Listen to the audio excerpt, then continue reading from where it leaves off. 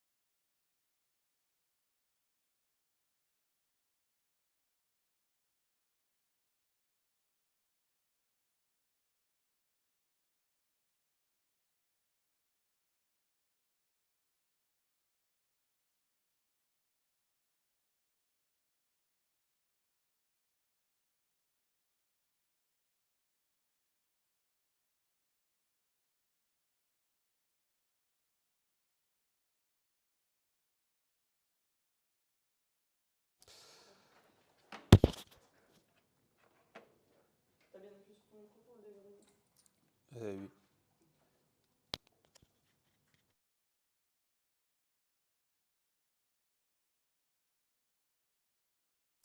Today I talk about mass clinic management.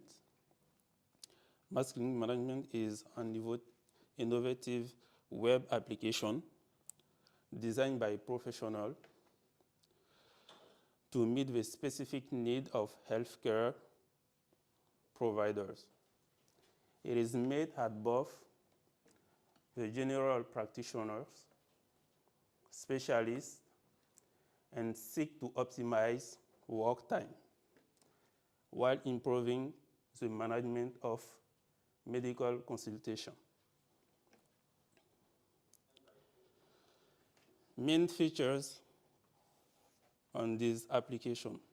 In this application, we have patient management, follow-up of consultation, appointment management. We can make patient registration and monitoring of patient. We can make monitoring, consultation, and appointment scheduling.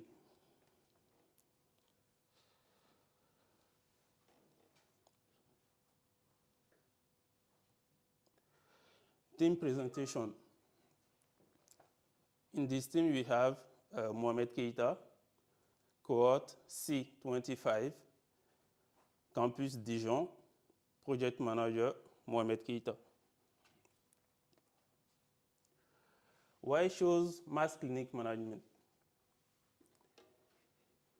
We choose mass clinic management because for time saving, up to 30% reduction in time spent on administrative tasks. Accessibility, data availability 24/7. Now we can make a live demo for my application.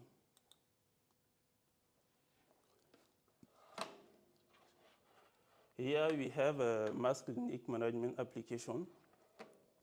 If someone wants to use this application, he have to make an online appointment.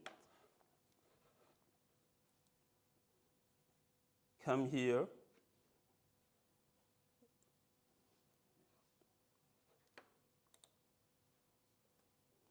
Come here, make appointment. And click.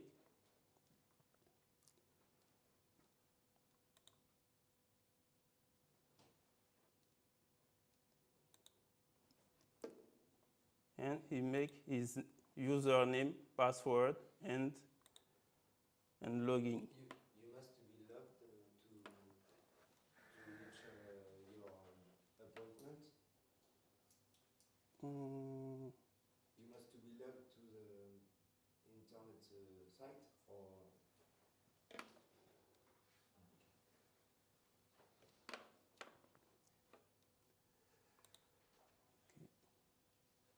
Okay, here, before use, he have to create account. By example, here, you can username, we can make, by example, me, email, password,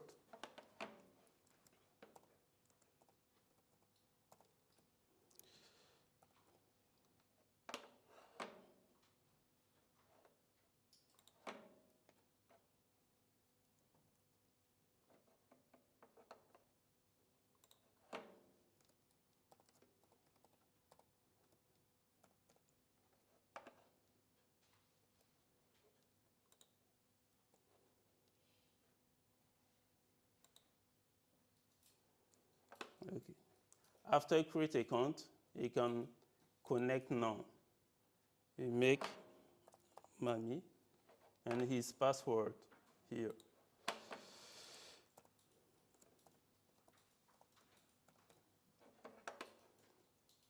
And login.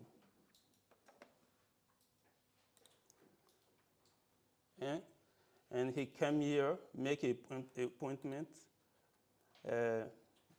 He choose a doctor. Here we have Keita and Ornella with the specialty, body surgery, dental care.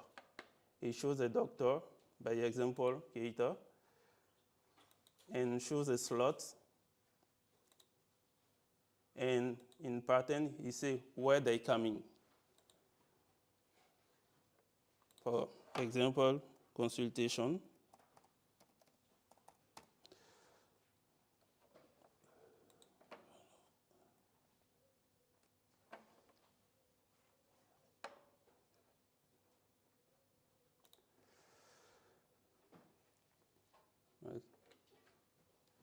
Here we can say his appointment.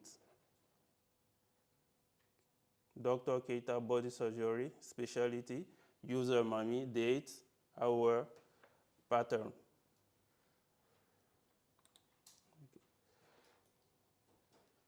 We can go out if we click log out register.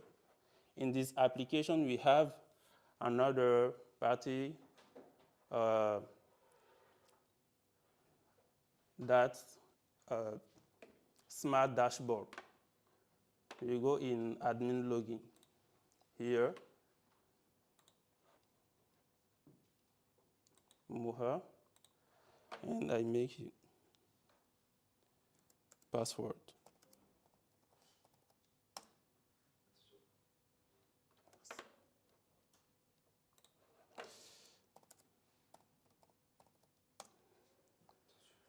In this page, we can see admin dashboard that centralize all patients, doctor, and consultation data.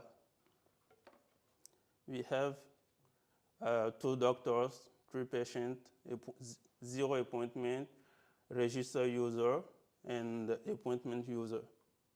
Here we can add, we have a list of doctors,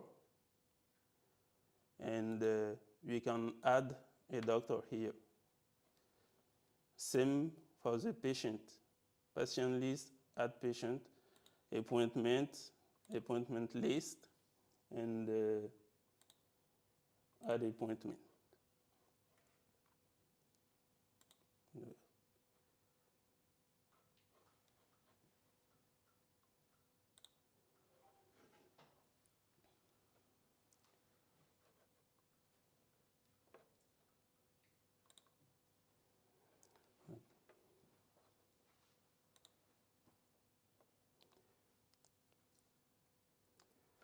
Here, technology use. What technology use in my application? In backend, we have Python. Why I use Python? Python is a clear syntax, powerful language, and is compatible with web and AI tools. Django is a framework offering security, user management, and integrate ORM, object relational mapper. We have SQLite database. Is a simple database requiring no configuration. In front-end, we have HTML, CSS, Bootstrap. Bootstrap is a responsive framework and ready-to-use components. Security, we manage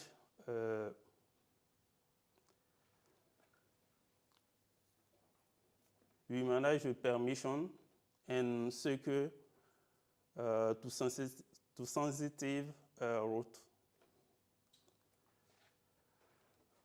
Architecture, we have a modular and domain-oriented architecture. We have 3-layer structure: domain layer, business service layer, and infrastructure layer. In domain layer, we have model. Model, we have patient, doctor, appointment. Their responsibility, they represent business entities and their relationships. In business service layer, in service we have appointment management and availability. Responsibility, orchestration of business logic, coordination between models. Infrastructure layer, we have components, database, user interface, responsibility, data storage, user interaction. Core algorithm and code sniped.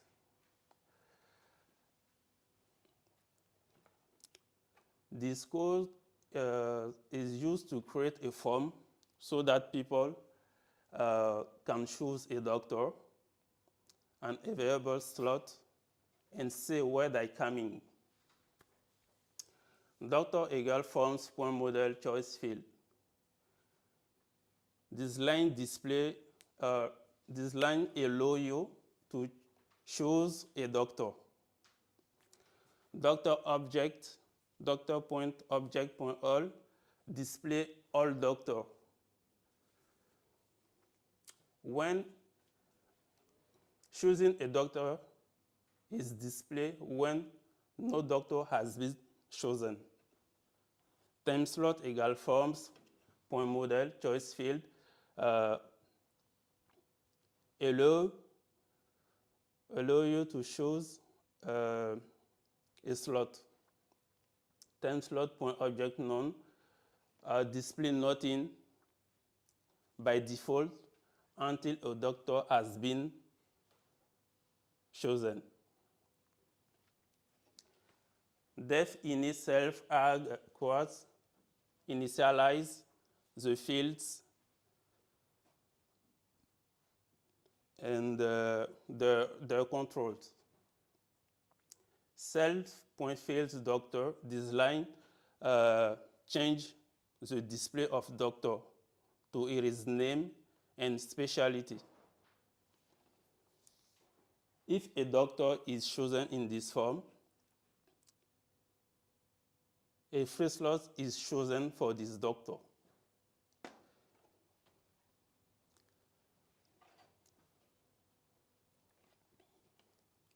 The slots are displayed from the earliest and latest.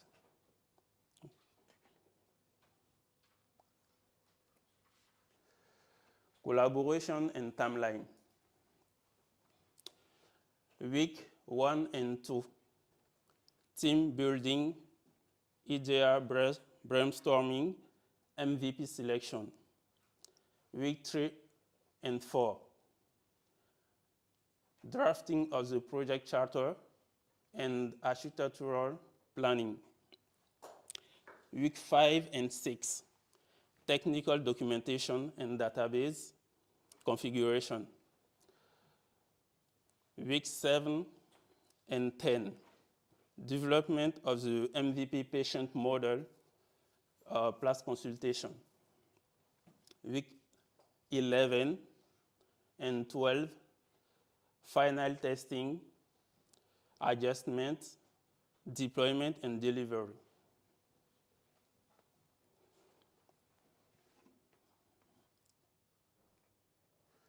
Challenge. Technical challenge, securing user data. Non-technical, time management, solution, implementation of permission and Django decorate. Arrobas login require and arrobas user pass test.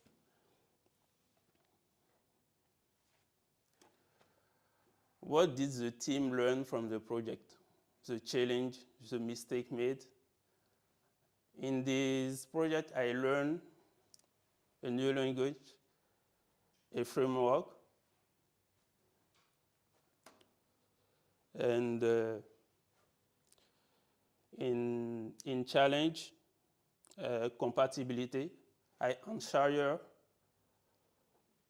compatibility between different browser and device.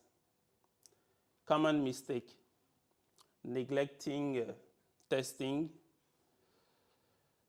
underestimating planning, ignoring security.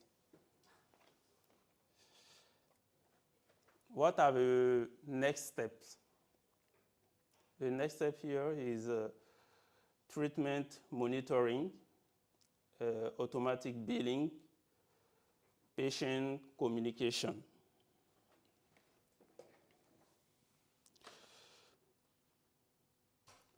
In conclusion, we can say Max Clinic Management embodies a modern, secure, and practical solution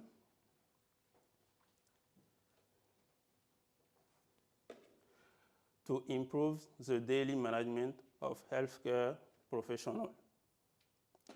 Thanks to its modular approach and technical robustness, it adapts to the evolving need of medical sector. Thank you for your attention.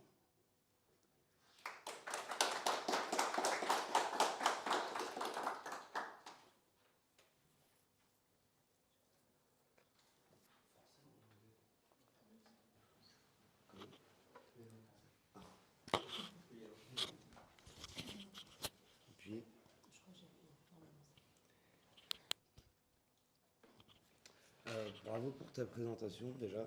Merci. Une belle présentation. Je vais commencer par les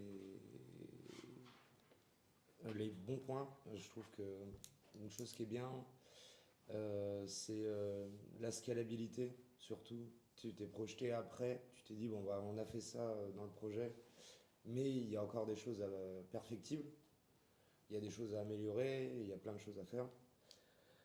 Moi j'ai pas mal de questions. Il y a plein de solutions sur le marché qui existent déjà, qui sont peut-être moins chères que la tienne, plus facilement applicatives, mieux sécurisées, plus robustes. Comment tu pourrais dire que ta solution est mieux que les autres par rapport à ça?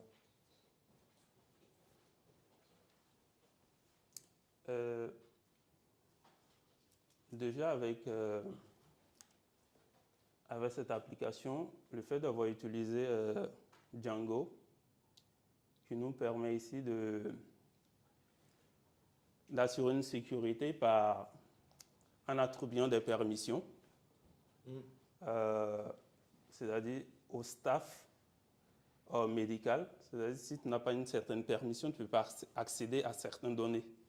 Donc, c'est assez propre à Django. Donc, il a ça qui... Et en plus de cela, on a aussi Bootstrap, le framework Bootstrap. Ouais, mais ça, c'est trop haut level, ça. Moi, il y a un truc, tu parles beaucoup de sécurité. Oui. J'ai vu une adresse IP en dur, donc ça veut dire que tu te connectes en local quelque part. Oui. C'est toi qui as fait l'infra. Je suis sûr qu'on peut faire l'injection SQL sur ton truc. Parce que tu parles de sécurité depuis longtemps, Oui. mais moi je te fais une injection SQL, je te drop ta table juste en enrichissant l'URL. Je suis sûr que tu n'y as pas pensé à ça. Avec Django, on a le ORM qui est intégré à Django, qui normalement doit combattre contre les injections UL. Ouais, Les injections, pareil. Tu te connectes quand même sur une IP en fixe, Oui. de ce que j'ai vu. Donc je suis sûr qu'il y a des failles là-dessus. Je pense que ton côté, ta couche sécurité, elle est bonne en haut level, mais en bas level, à mon avis, côté réseau, système, c'est une catastrophe. C'est quoi, si c'est un PC local, tu as juste un pare-feu dessus et c'est tout. Okay. Ouais, donc ça, c'est pour ça que niveau sécurité, attention.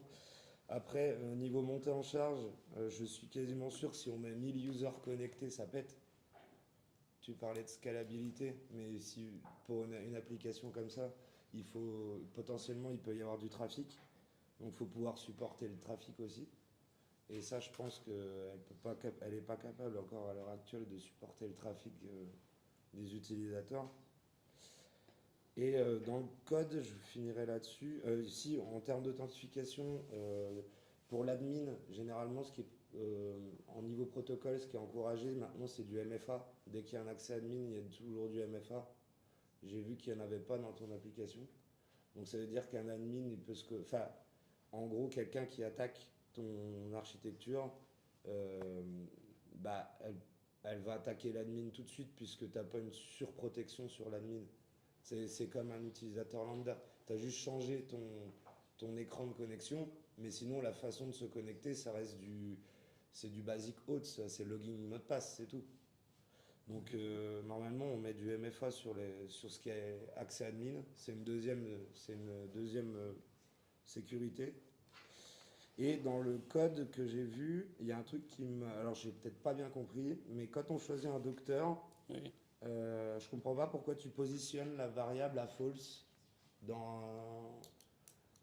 j'ai vu ton if et à un moment donné on choisit le docteur et du coup tu positionnes le docteur à false, mais si on le choisit normalement c'est pas responsive, c'est le code côté client, mais normalement quand tu choisis ton docteur, il faut le dire au serveur que tu l'as choisi pour éviter que quelqu'un qui se connecte en même temps sur la même page, Oui. et bah elle sait que le docteur est peut-être choisi. Donc je pense que ton code il fonctionne, mais côté serveur, mais côté client, c'est pas responsive parce que du coup, de ce que j'ai compris, deux personnes, s'ils ont la même page statique, peuvent prendre le même docteur en même temps. Oui. Ouais. Et après, le docteur, il a plusieurs créneaux, en fait. Oui, c'est-à-dire qu'il y a un utilisateur ne peut avoir qu'un seul créneau de docteur. Oui, mais tu n'as pas compris ce que je voulais dire. Le temps que le client envoie la formation au serveur, l'autre client n'aura pas l'information puisque c'est du click on submit, c'est pas du responsive. C'est-à-dire que au moment où tu choisis le docteur, Oui. il faut que tu l'envoies au serveur, de ce que j'ai vu dans ton code. Pour que le serveur il sache que tu as choisi le docteur. Et pour pouvoir le montrer à l'autre client. Mais là, ce qui aurait fallu te faire de bien pour moi, c'est qu'à partir du moment où le docteur il est choisi, on positionne la variable à true. Comme ça, du coup, on envoie au serveur qu'il est pris. Et comme ça, si un autre client consulte la page en même temps, il sait que le docteur il est pris. Je sais pas si tu vois ce que je veux dire. Bon, en tout cas, j'ai cru voir ça, hein, je peux me tromper. Et un dernier point, c'est pour les calendriers, j'ai vu qu'il n'y avait pas du tout de fuseau horaire, mais ton application, si tu souhaites qu'elle soit worldwide ou en tout cas Dans mondial, il n'y a pas du tout de gestion des fuseaux horaires. Et donc, du coup, tu pourras pas gérer des clients sur d'autres pays. Là, de ce que j'ai vu, le fuseau horaire, il est local, il est chez nous, D'accord. je crois. Et dernier point, mais ça c'est plus du design, parce que tu as parlé de business model, etc. Quand tu choisis ton docteur, il y a déjà la spécialisation, parce que du coup, quand tu charges ton docteur, tu lui mets sa spécialisation. Ouais. La bonne approche, et pour voir plus loin, pour moi, ça aurait été de choisir l'aspect et de choisir les docteurs qui sont reliés à cette spé. Puisque tu as déjà fait le lien en fait. D'accord. Mais si tu choisis, je te dis n'importe quoi, mais tu l'avais très bien fait, tu choisis dentiste et derrière tu as tous les dentistes. Tu choisis généraliste et derrière tu as tous les généralistes. Ok. Ça te permet d'avoir une application plus robuste et en termes de design, c'est plus préférable et pour l'utilisateur, lui, enfin, l'expérience utilisateur, elle sera plus agréable pour lui. Parce que s'il a, comment dire, il vient chercher un rendez-vous pour un dentiste et qu'il voit toutes les spécialisations de toute l'infrastructure, bah, ça l'intéresse pas lui. Lui, il a juste besoin de son truc. Donc il va aller chercher son truc. Donc ça, c'est plus pour l'UX, l'expérience utilisateur, mais ça reste quand même important. Et une autre chose, mais ça c'est parce que je suis tatillon, ta présentation, elle s'appelle sans titre. Et je l'ai vu, ça c'est pas soigné. Mais voilà. Ok. Moi, c'est bon. T'as des questions, toi Bah non, je pense qu'il a fait le tour du coup. Oui, du coup, oui. Pour moi, c'est tout bon aussi. D'accord. Bah, merci. Mais bravo. Merci.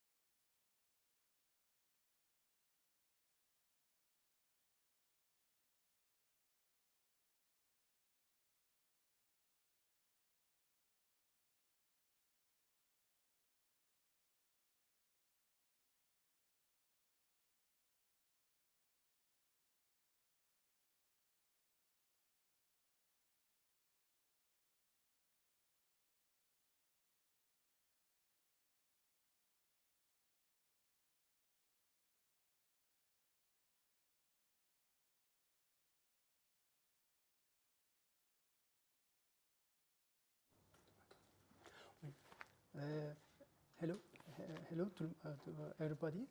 Donc, I am Sébastien Daki, and I want to present and introduce this application about fitness club sport gym management.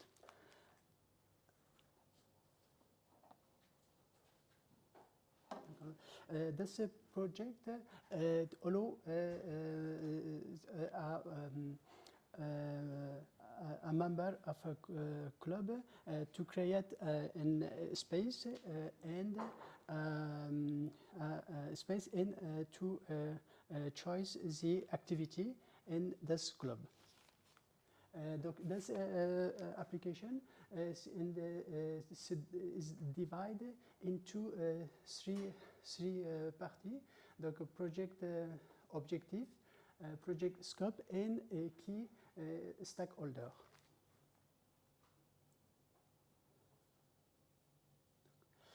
Donc, project objective, membership management automation, data centralization, improve user experience, reporting, and security.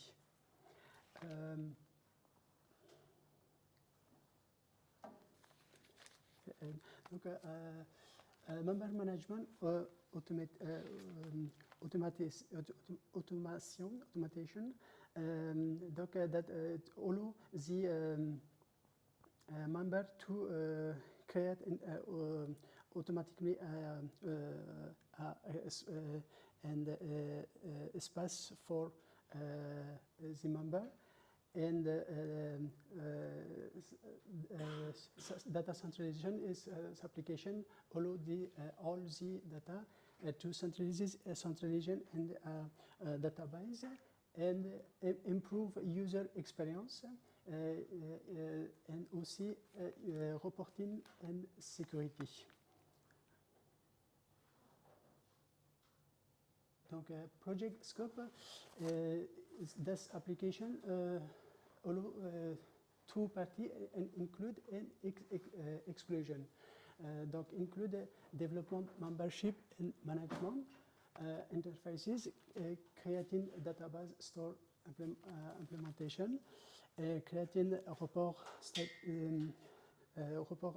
static, et securing member data, and exclusion part, mobile app development, integration with external payment system, development of course booking feature, integration with social media, development of live chat features. Donc, and stakeholder.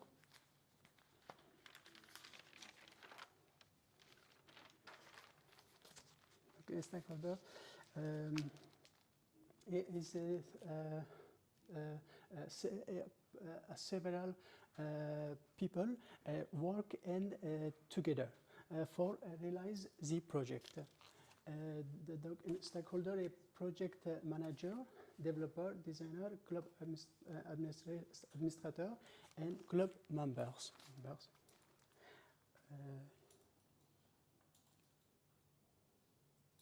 And the project risk of mitigation.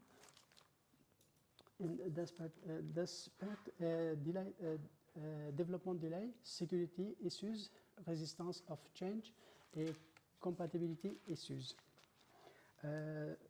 Here, development delay is very important because all the project is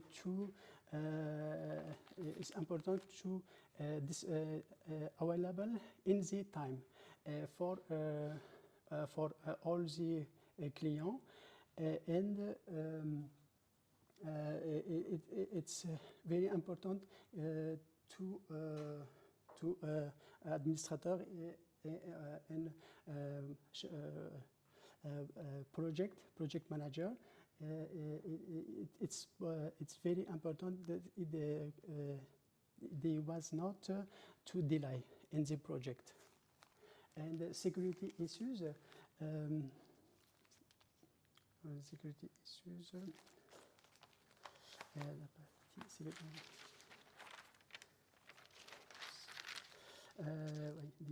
security issues. He implement a robust and security measure including encryption, password, and conduct regular security testing. And resistance to change. Donc, organize a training session and provide ongoing support to facilitate system adoption by administrator and member. And compatibility issues. Donc, to allow to perform compatibility tests to ensure the system work with common browser and devices. And next step is system architecture. This part to show all the technology in use in this application. Donc front-end, back-end, database, three steps for development. And for front-end, donc it use HTML, CSS, Bootstrap, JavaScript. Donc in this part, allow the login page, admin, staff, client, role specific dashboard, management interfaces. And for backend, il y a PHP Session Management, Application Logic, Authentication et Route Management. Et for database, il y a MySQL for database to allow to create the table admin, client, subscription, course, and session. Relationship between and with entities. And the architecture system, that's very, very important because it's the core of the application. Here, donc, the diagram de class to allow to illustrate the design of application.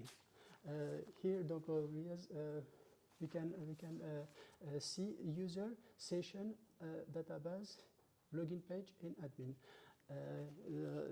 Donc, all the entities communicate together for construct all the application. And here we can see donc two components, front-end component HTML, CSS, donc Bootstrap, JavaScript et front also for icon. Et for backend component, PHP for application, MySQL. Aussi, for authentication, il y a hashing, Bcrypt Secure for hashing. Donc, here the diagram class, here we can see the entities, three entities. Donc, three entity user, session, database, with the association to communicate, and login page and admin, the part of the heritage to user.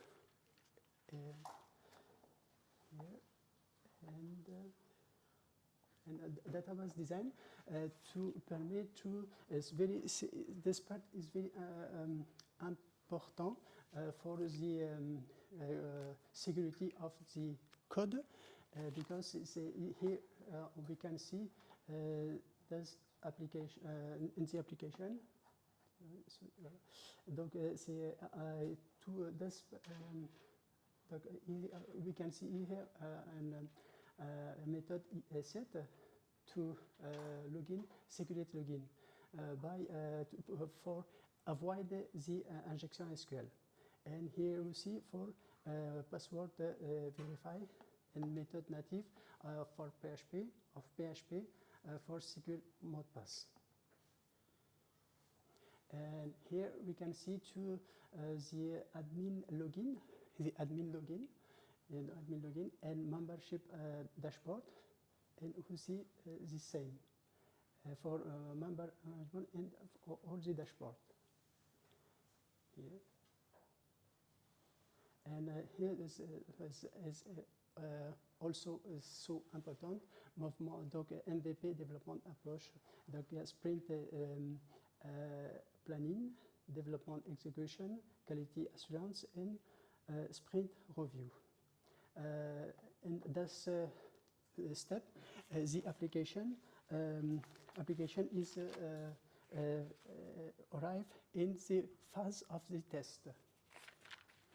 In the test, for sprint planning,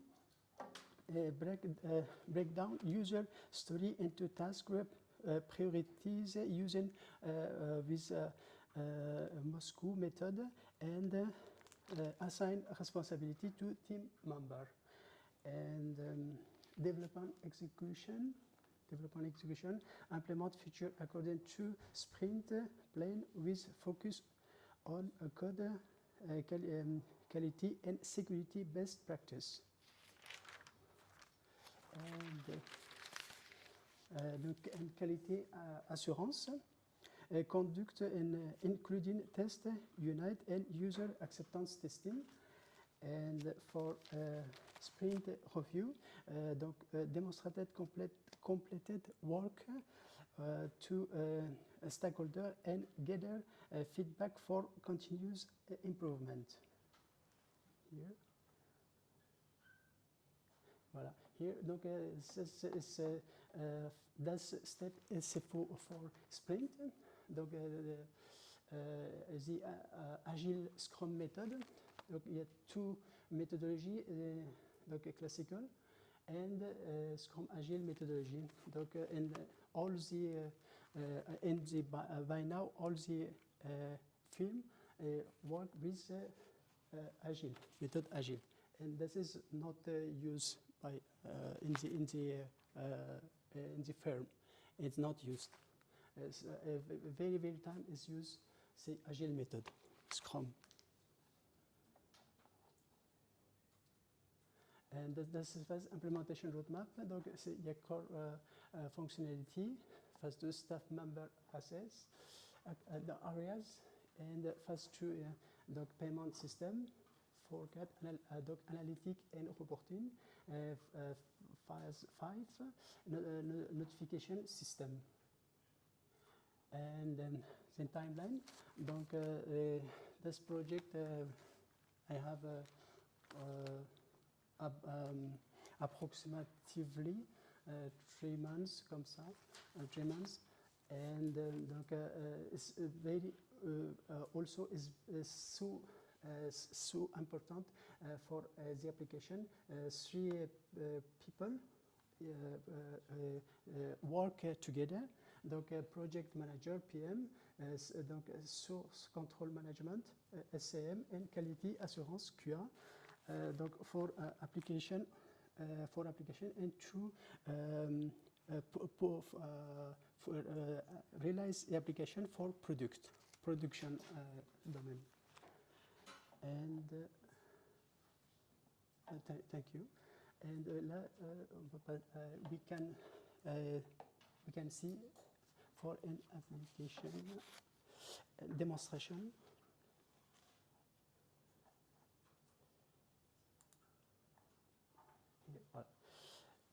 Là, donc here we are here. We are in login admin dashboard for administrator. Yeah. Donc connection administrator here.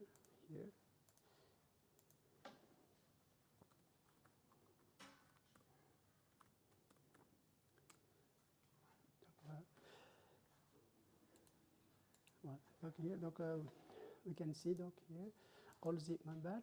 Donc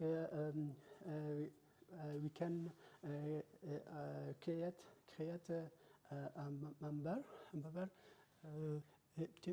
Can you give me your name and phone for okay. Christopher. Yes, okay.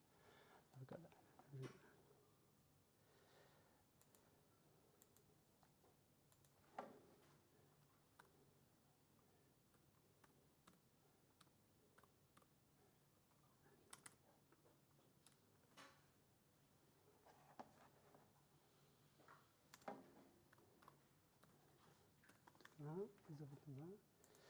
Donc, Thomas. Voilà.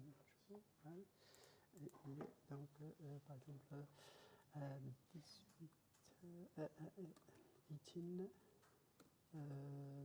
22 juillet, 25 here, and so, for example, 6 months. For example, 6 months, and here we can choose a number, phone number, and here address. We can choose an address, and we can choose for example, fitness. You can say fitness, and here some detail for application. Voilà. Voilà. Là, ici, dashboard.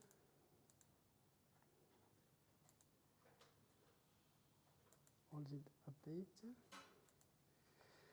Voilà, Christophe demande. Donc, here, we can, user Christophe Thomas, he is created, and we can see too, it's not about not amount. We can not show the amount, and here we can that here payment. Donc là. Donc là, we can see that this is not payment. It's not a payment. Donc là, here we can switch to payment active. 55 here. 55 euros imprimé. Donc we can see, we can to print the facture. The facture. Yeah, here. And yeah, we can here we can see the Christophe Thomas, donc all the information in here. Donc the amount 50 ah pardon, excuse, sorry. Okay, d'accord. Ouais, d'accord. Yes, last time this was for Thomas. Thomas, here. Voilà. So. Ah, pardon, non, sorry. Ouais. Ah, good, ouais. Okay, so, just for connection. It's finished. Okay, d'accord. Thank you. D'accord.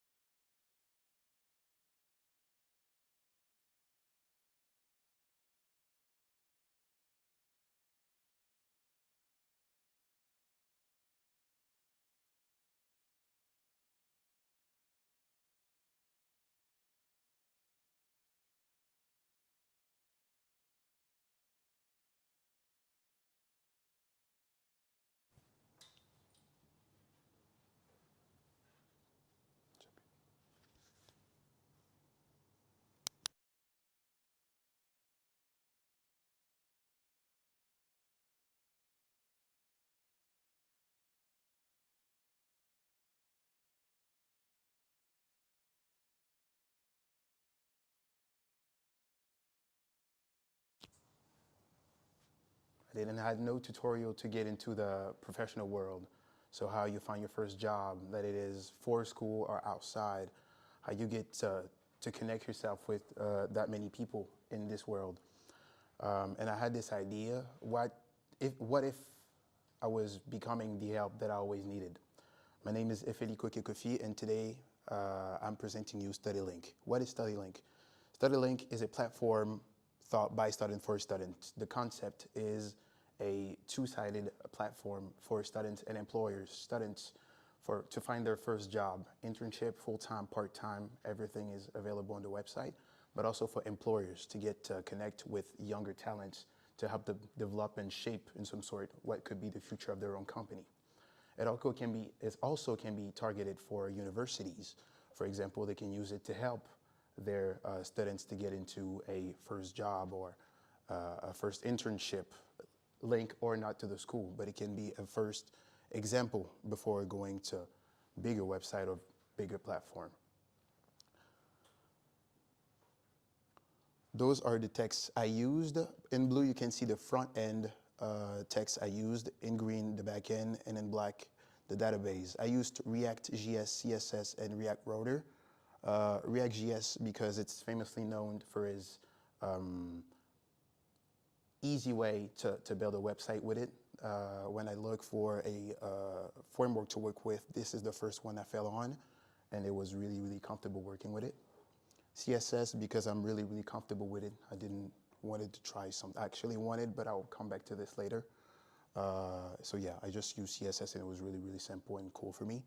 React Router for the easy navigation and pagination on the website. The backend, I use Express.js for the easy connection. I use it in previous works, so for me it was an easy choice. GWT for the request, the easy request. Used it also in previous work, sorry.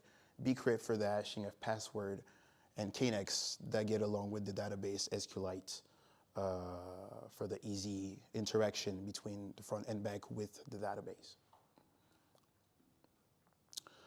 Teams, so it was actually a solo work, me being the junior developer and the man who worked on this platform. But I like to mention 13 other people who work with me in terms of ideas. When I said student, thought by student for students, I mean it in its entirety. I wanted every student in the past or new students to get into this project for everyone to get the best experience as possible. So I got the help of 13 other students who gave me ideas, who gave me their feedbacks on how things went for them and how could we idealize the perfect vision for a website for students, people like us. This is the system architecture. The front end is React. We use the interface, a pretty easy interface with React and React Router with state management and routing. Everything can be done with the front end. This is really, really easy to track. That goes along with the back end that works with REST API with request and routes. The request, the route, security, and authentication is done with this. And also file upload, for example, the profile picture or the CV directly done on the website, on the profile, sorry. And the database that have 3 of them, users, job offers, and application. Let's dive a bit deeper into it. The website works like this, mainly on user, but this little thing will interest us the most, roles. The website actually divided on 3 roles with 2 major ones, the students and the employers. Well, how it works for the students. The students gets to have all of this and apply to application done by the employers who get to create job offers and receive application directly from the students. So it's pretty easy. It's like no big unknown details. Everything is pretty easy to get along with. Now let's take a closer look to the website. So here, for example, we get to be on a profile of a student. Text example, living in Clichy, France, studying in multimedia and internet profession. He's 20 and actually looking for an internship in audiovisual. When you connect to the website, you get to fill into this page with the most recent offers. and a bit of motivations on why choose study link. You get to start searching, which is the same page over here, job offers. You get to have all of the most recent pages done on one page. There's not many, but everything gets to be done right here. You get to search with the multiple selection, and you get also to customize, to see in the first place your application. I will come to this a bit later, but you get also to edit your profile just right here. How is it done on the employer side? The employer side is a bit the same, except that here, instead of the application, you get an offer dashboard. So you get to see every offers you posted and view every, for example, application on here. We can see that he, test example, actually applied for this job, but actually got rejected over here. Let's try again. Let's try to apply for another job. We can see that Cultures Creation had a need and community manager. Why not apply? So we're gonna apply. I would be a great addition to your team. Boom. No need CV for now. It's just an example. Sent perfectly. On this side, boom, if we go back, you can see it on offer dashboard for community manager. We can see the application. I like the profile. The studies goes along with the job. I can accept. And on this side, if he goes on his application, you can see that he is accepted. The little button here, post a job, is an addition for the employers. You get to directly post a job right here. Pretty simple information. So yeah, no big deal. This is a pretty simple facade. We also have the admin. The admin is for the person who works internally for the website. They have this little thing here, which is the admin dashboard, who allows them to see a bit everything on the website, how many applications, how many students, how many pendings and everything. They get to control also the applications and the users with their roles. So this is the main one. He get to pick if it is a student, employer, admin. Pretty simple, but still needed for websites. Let's come back here. So this is a cut snippet that I wanted to show you because this is the one that I've been bothering me a bit the most, and I'm actually a bit proud of. It is this part of the website, this branch over here, that allow you to select a specific job, targeting a specific job. So in the front end, you're gonna have all those tools, so this job type, location, remote option, search. The interface will work that way. All the types are here: internship, part-time, freelance. The endo filter works a bit with React Router, will allow your website to not reload itself and done everything directly. For example, if I go there and type, for example, internship, every internship will be done directly and not need to reload the page. So it's pretty practical and pretty reactive. The search button, everything is pretty explicit and simple on this side, but I actually wanted to go on this side, so I'm gonna just switch over here. Here you get to connect with the route. So what I was talking, the API route. Get a request to get into job offer, and you get everything done here, a bit the same here. The KNX is the one who's gonna directly connect to the database. So look for all the job offers who are active and ordered in the most recent. So every job will get ordered in the most recent. The filters, this is every specific filters for the job type. So if it is an internship, full-time, part-time, the location. So if you want to target a specific city, such as Paris, Clichy, if you come for Clichy, or even international Montreal, Los Angeles. And remote, if it is on-site, remote, or hybrid, for example. The multi filters here, so it gets to connect everything together. You can apply, for example, a full-time job in Paris. You get to pick, for example, a freelance in Montreal, everything is done here. The pagination, so the offset for the page to be done good, that goes along with the pagination under there, and get the page done specifically. We get a limit of 10 offers applied on the page, and then the page goes on and add a little blank, so page 1, page 2, and others. The offset works for the page to not put the same offers on the website. So yeah, I wanted to show you this because this part actually bothered me a little. And when I done this, I was actually pretty proud of myself. Challenge face. I faced many challenges. Here are the main ones. Using Tailwind to goes along with React Router because both of them are famously known to be used with one another. Get along with React at the beginning. It was a challenge for me to use React for the first time. So not knowing a framework can be complicated at the beginning. And little things to do, such as the filter for the offers, like I just showed you.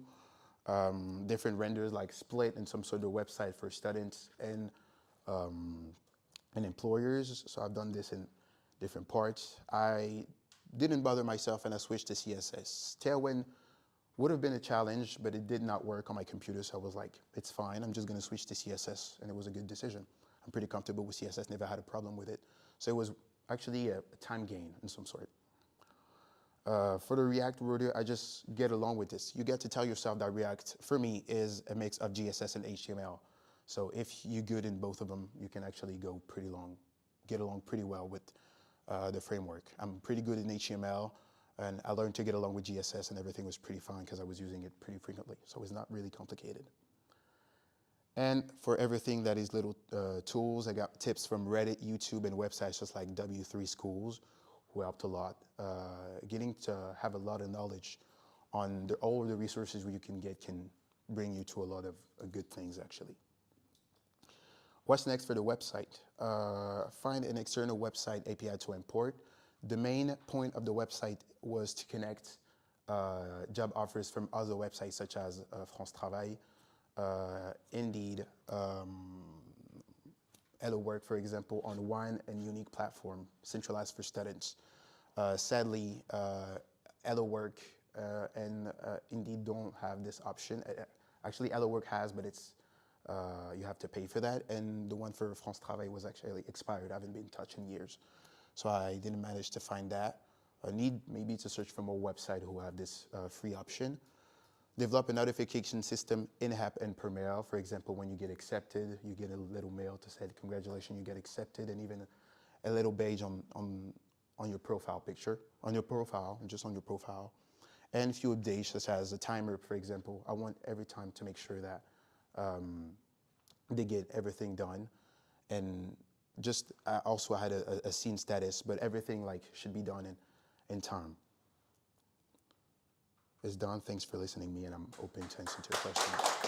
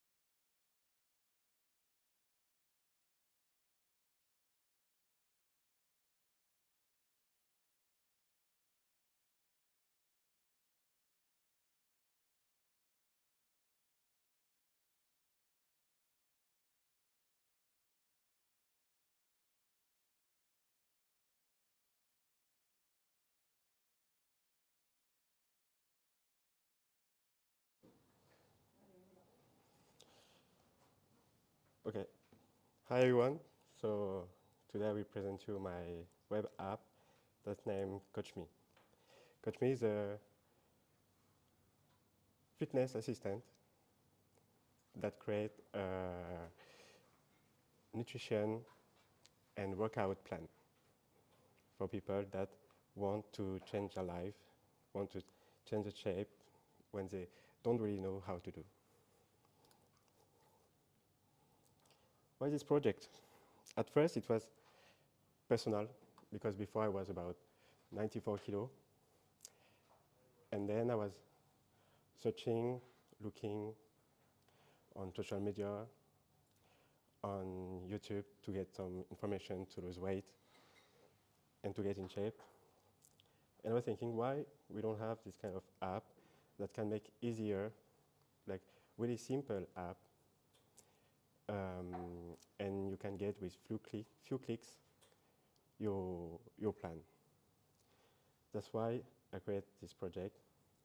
And by using this method, I lose about 15 kilo in 3 months. So I think this can be really useful to people that don't know how to start and where to start. So my name is Alex. So for this project, I was like a full stack developer in the C25 Alberton School, France. My role was about taking care of the backend, the front end, the design, and the AI integration. So I will demonstrate. So about Coach Me, you have to get logged.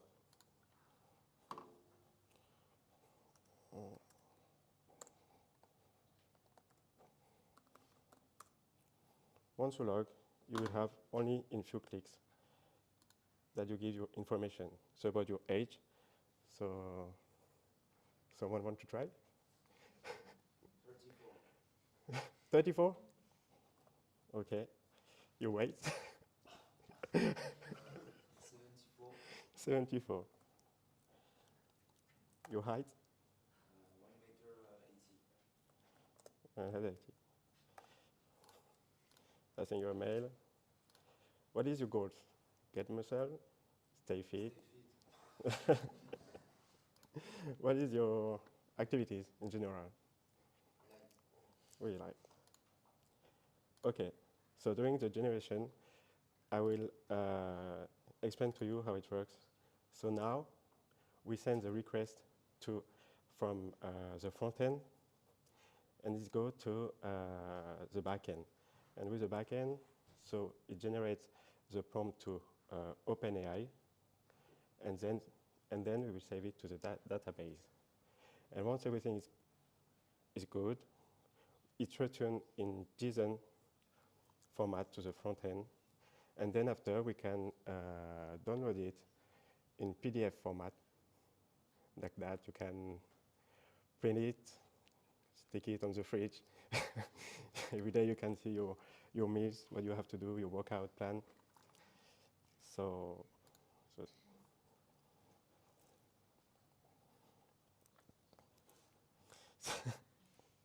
it takes some time.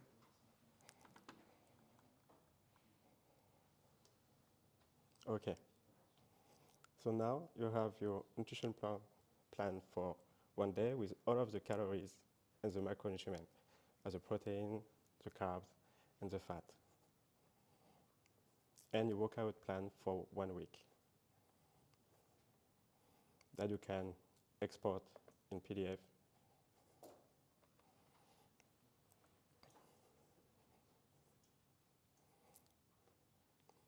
And you can save it in your phone. And you can have to the shopping list. Like this, you know what you have to buy.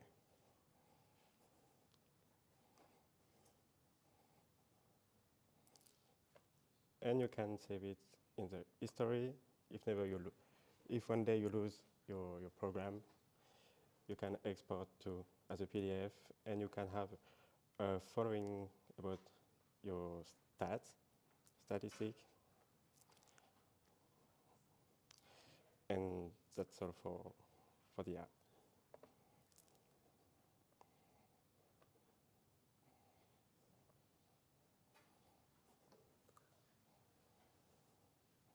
So, for the stack I use, for the database, I use MongoDB. That is work well with the Next.js. For the backend, I use Flask and OpenAI.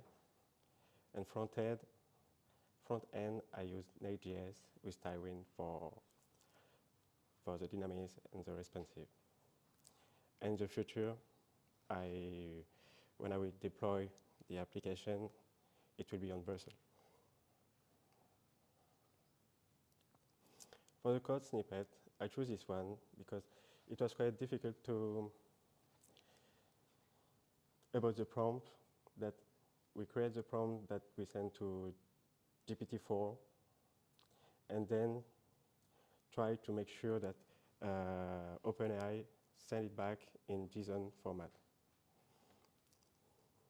And if it can happen that that OpenAI send back is not in JSON format, with this one it will be automatically convert. About the timeline, so the first week it was about the idea and research, the technical documentation, and week 3 deployment by sprint, and week 4 testing and deployment. Not yet. So the non-technical challenge for me, it was like about staying motivated, because sometimes it's not working as you want. It can make you lose your motivation, and of course we have to stay organized. I'm a kind of people that's easy to be stressed, and I have to endure the pressure too, but in the end I could do it. My challenge was to find the perfect prompt to get the result. It takes many days, and more about the JSON passing from.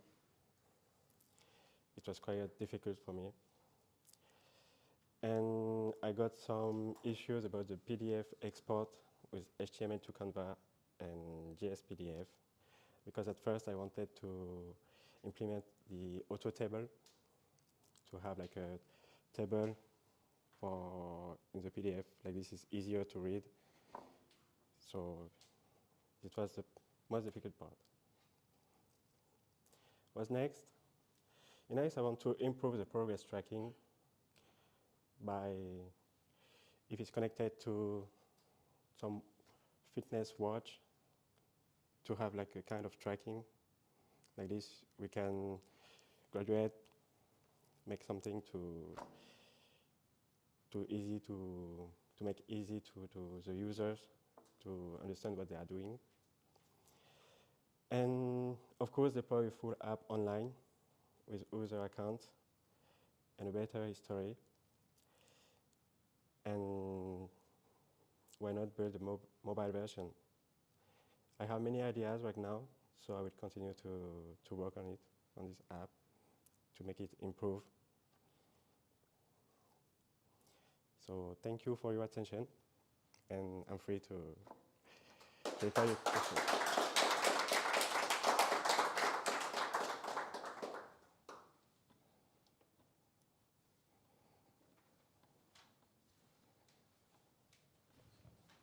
Bah, bravo pour ta présentation, très belle présentation.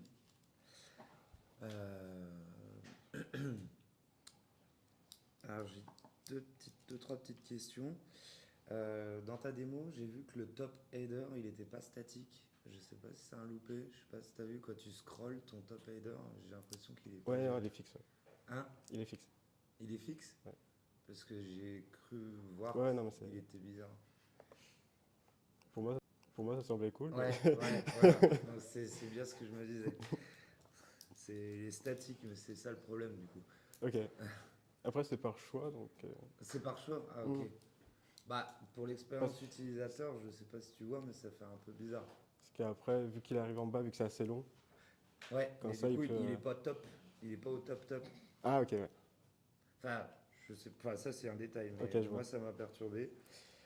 Euh, je suppose, hein, c'est peut-être une bêtise, mais j'ai l'impression que tu contrôles pas la pertinence des données. Quand tu 1,80 m, si je mets du. Tu contrôles quand même si c'est du. Comment dire, de l'alphanumérique ou pas, ou quoi aux caisses. Si je mets un e-commercial, ça passe ou pas? Non. Non? Non. Ça, je pourrais pas le savoir, mais je pense qu'à mon avis, il y a quelque chose à faire là-dessus. Oui, bien sûr, ouais. Un autre truc qui m'a perturbé dans ton cycle de vie de ton projet, et ça c'est sûr c'est pas bon ça par contre, tu as fait la doc avant les tests. Hum. Et normalement quand on fait les tests, potentiellement il y a des defects sur notre projet.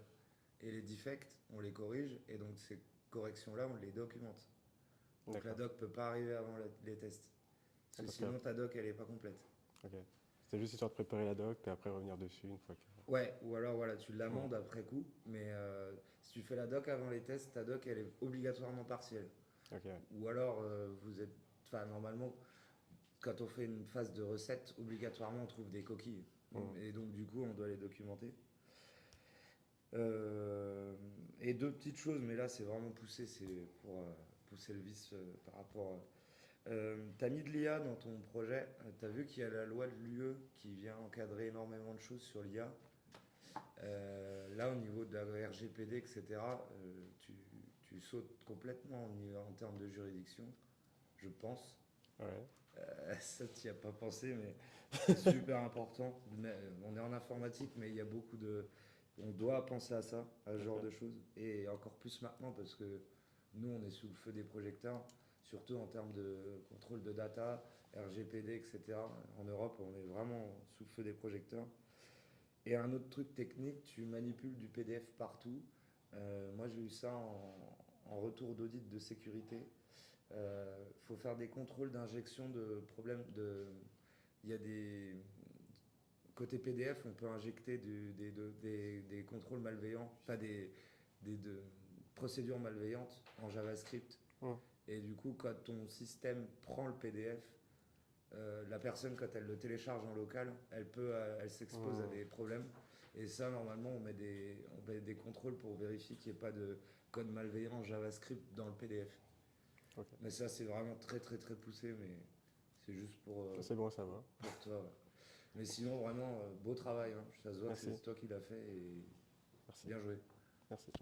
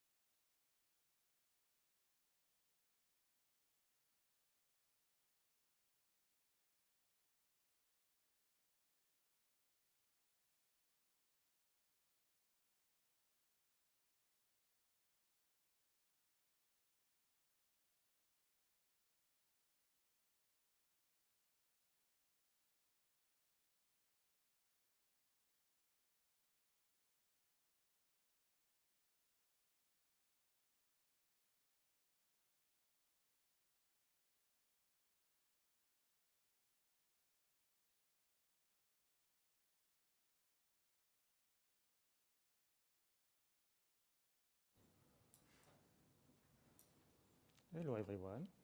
Imagine a world where you can take a book and discuss with it, ask him about characters, topics, stories.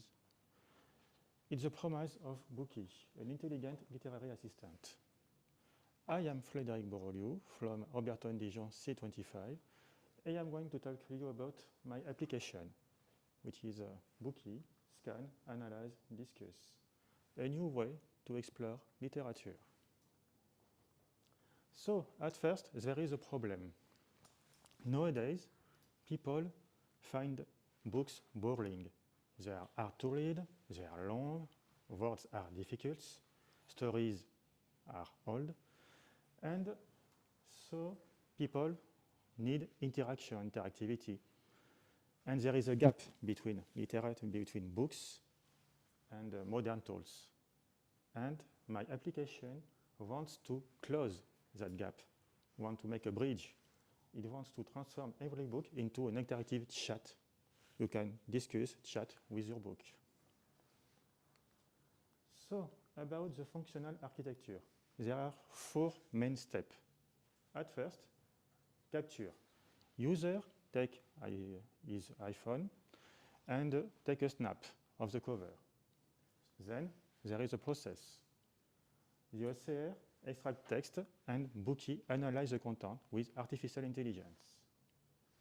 Then there is the interaction and the listen. Bookie answers with a voice, and user can talk and discuss, and every two listen the answers. About the data and interaction flow. At first, there is the application, which was made in Swift UI. Then the user takes a snap with Dijon framework from Apple. Then the scan takes extracts the content, title, author, and it is sent to a server where there is Firebase, and Firebase sends the data to GPT-4, which built a contextual response, which is sent to Eleventh Lab. Eleventh Lab makes a voice, a human voice, and it is sent to the user, which can listen, Bookie, answer it. So, this is the data interaction flow. Now, I am going to make you a live demonstration in 3 steps. First, there is a scan, then the review, and then the interaction. So, I'm going to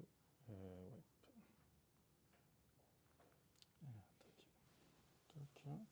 So I am going to connect my phone to the television.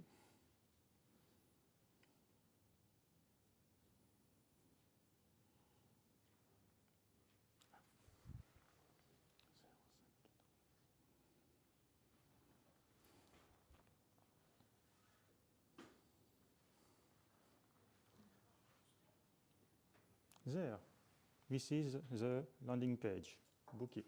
It's in French because I target French users. As you see, there is a quote, there is a definition. So we can see various options.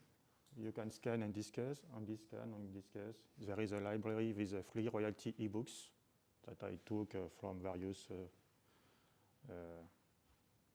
sites.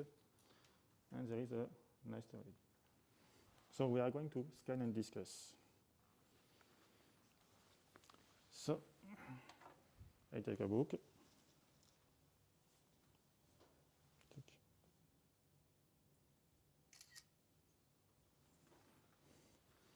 As you can see, it's scanned, and now it's going to think. So it is sent to my server, to GPT-4, to Eleventh Lab, and it's going to answer. Oh là là, Le Rouge et le Noir de Stendhal est un véritable chef-d'œuvre. Plonge dans l'ascension de Julien Sorel, un jeune ambitieux en quête d'amour et de pouvoir, tout en explorant les contradictions de la société du 19e siècle. Tu vas adorer ses intrigues et ses réflexions sur la passion et l'hypocrisie. Peux-tu me parler de Stendhal, s'il te plaît? Ooh. Yes. So, tiens, on va voir. Ah. Donc là, Bien sûr, standard peut désigner. ici, donc on y, there about the interaction, as you can see, my pronunciation was quite bad, so it understood standard instead of standard. But user can discuss, can converse, and ask him about the author, the content, the characters, and its answers.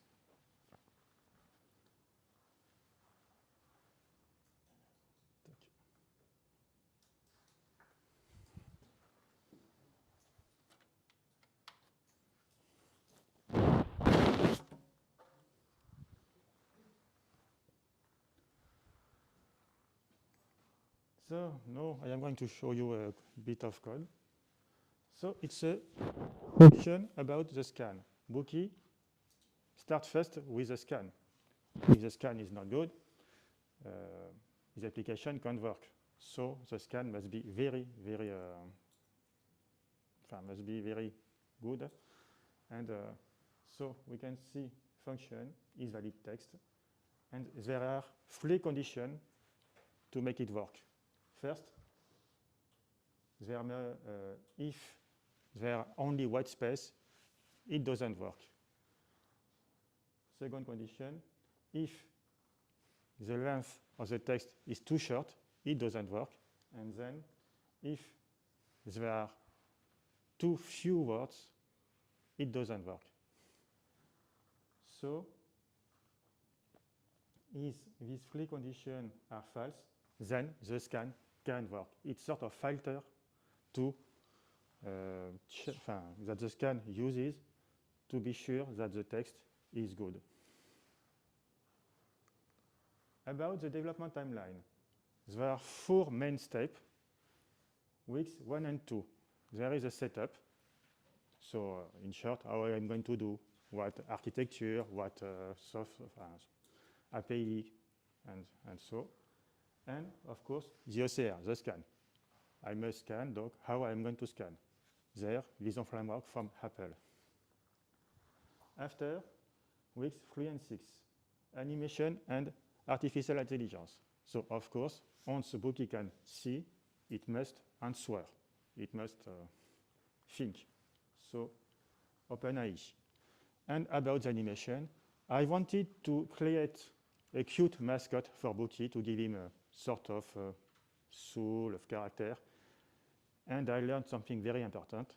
I suck at animation. So I let fall my animation. Then weeks 7 and 8. Author AI. Once the Bookie can think, it must talk. It must talk.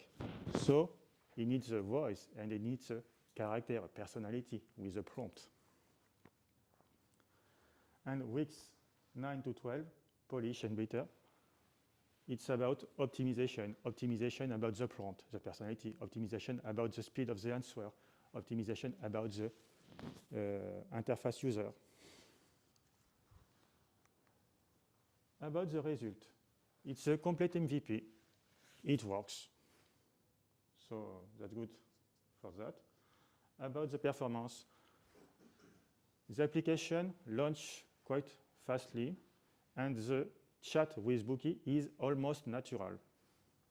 And about the quality and the security, when I work on Bookie, I try to think like if I wanted to launch it on the Apple Store. So I wanted to make a very secure application. About the challenges, for example, the real device testing. It's a very different between testing on the computer and on the phone. For example, on the iPhone, I can see there is noise on the camera. So I had to really focus about the noise, about the camera, the OCR.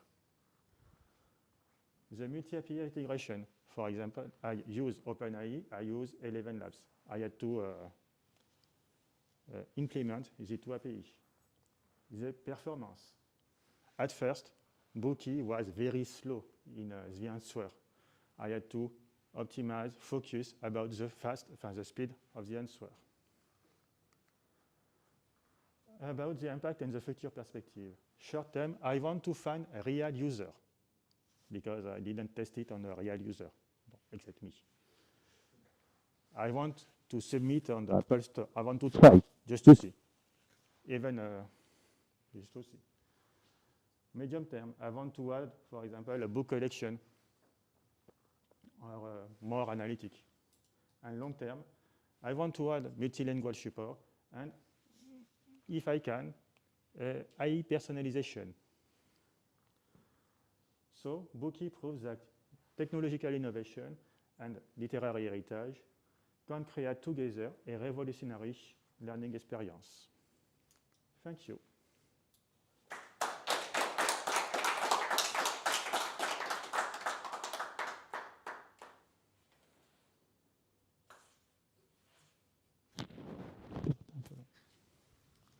Félicitations Frédéric. J'en avais l'impression d'être une keynote d'Apple. Franchement. Peut-être pas ce point là quand même. Non, j'ai pas mal de choses que je voulais mettre en lumière parce que du coup, moi je perçois l'effort, mais je sais que du coup ça a été fait. Déjà, travailler sur du mobile, t'es pas allé tout de suite dans la simplicité parce que du coup, direct, t'as eu forcément du coup le support qui va venir casser les pieds. Après, au niveau architecture, du coup, tu as beaucoup de couches, tu as beaucoup de choses à gérer. Donc ça, obligatoirement, tu as eu énormément de choses à gérer. T'es pas resté sur un petit MVP parce qu'il y a énormément de fonctionnalités. Alors, je sais pas si elles fonctionnent tous, mais dans le menu du début, il y a quand même beaucoup de choses. Bon, parce qu'on peut discuter. Il y a aussi les bibliothèques. Je suis allé prendre les livres sur le projet Gutenberg. Ouais. À la base, je voulais utiliser Wikisource, mais je ne suis pas arrivé à le scraper, donc je suis allé scraper autre chose. Ok. Mais franchement, il n'y a pas beaucoup de fonctionnalités, un beau panel, et donc ça se voit que c'est sec comme besoin, ça c'est beau. Présentation très soignée, même jusqu'à la police d'écriture, tout, il y a du style, c'est très bien pour ton appli, c'est logique, mais je sais que par exemple, pour avoir travaillé pour Les Échos, ils y attachent beaucoup d'importance. Et donc c'est important que tu aies fait cet effort-là, puisque ça joue énormément pour le public que tu vises. User interface, je l'avais dit. Tu as commenté ton code. C'est la première fois que je vois ça depuis ce matin. Donc c'est normal, mais il y a plein de gens qui ne le font pas. Reste, désolé d'être encore un peu casse-pied avec ça, mais problématique RGPD dedans. Ouais, je pense qu'il n'y a que ça qui pêche là-dedans. En tout cas, à vérifier, parce que quand tu as mis dans ton slide que niveau sécurité, tu étais Apple Compliance, ça c'est certain. J'essaye d'atteindre. Après, je ne dis pas que j'y suis arrivé, mais c'est un but que je me suis fixé. Et après, là je suis pas assez calé là-dedans, mais dans tout ce qui est infra, étant donné que tu multiplies les couches, on peut t'attaquer sur plusieurs endroits différents. C'est toujours le même problème. Mais bref, rien à dire. La seule chose que j'ai trouvée, c'est une faute de dactylo à la première slide. C'est l'espace. Après, c'est pour te dire que j'ai rien trouvé, quoi. Les espaces avec les petits points,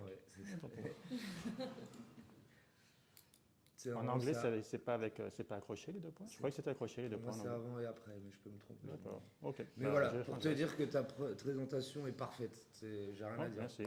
Bravo. Bon travail.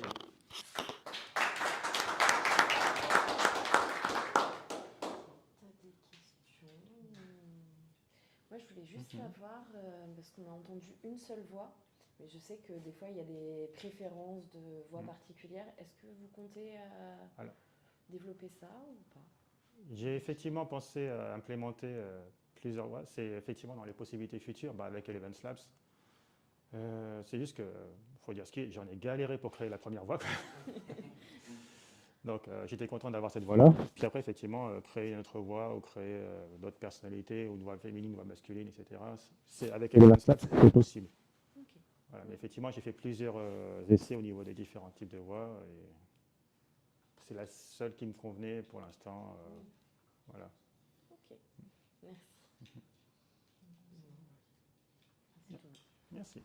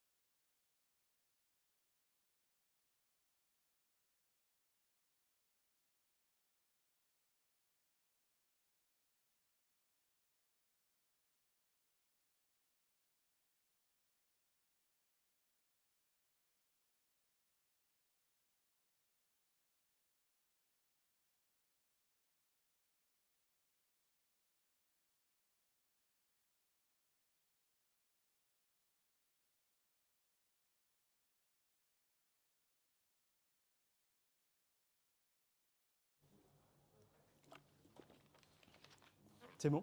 Parfait. So, hi everyone. I'm going to present you Atlas today. So it's an all-in-one tracking app for both strength and cardio workout athletes. So today, I've been the first to have this problem.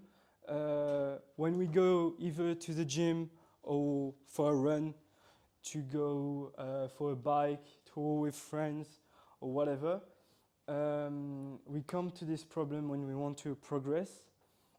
It's we have multiple applications to track our workouts, and I've been the first to pass from several apps, trial on trial, and sometimes even end up using paper to note my workouts. And so, like this, for example, and this application, yeah. So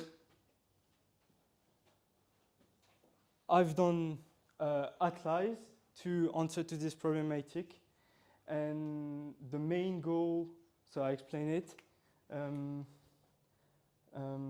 was to combine both workouts on the same apps.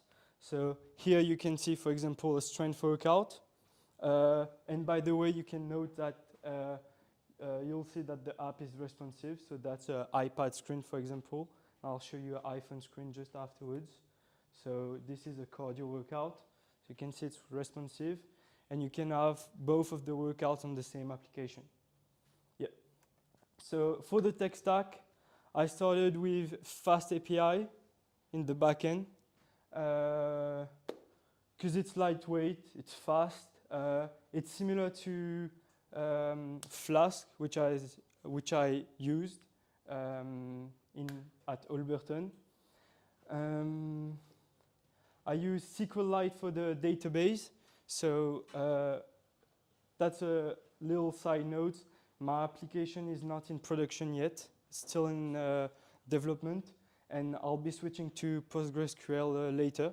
I've done what's needed to be done to make easy migration later. For the front end, I use React. It's well known. There's a lot of info and tutorial on internet. There's a big community, and I love the fact that there's this component and hooks props usage, yeah, with TypeScript, because types can be some problematic sometimes. So just like, for example, in Fast API, I have Pydantic. Yeah, I use Vite for the development facility to test. Yeah, TanStack router and query. So TanStack router was for my routing, so it was easy, lightweight, and query.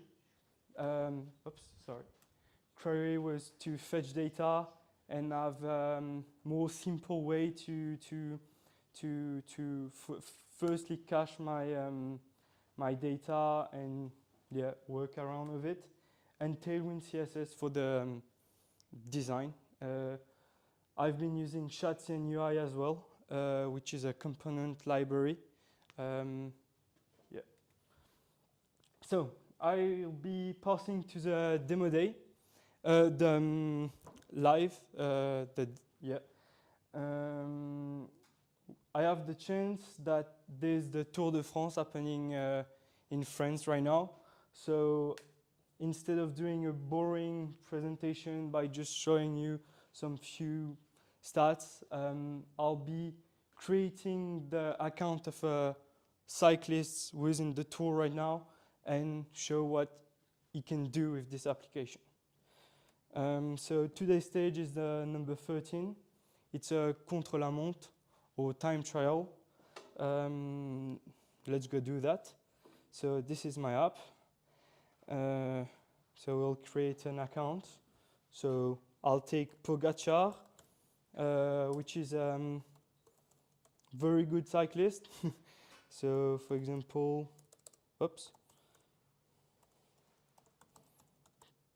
the email, a dumb password. Here we are. Perfect. So now I can log in. Oops.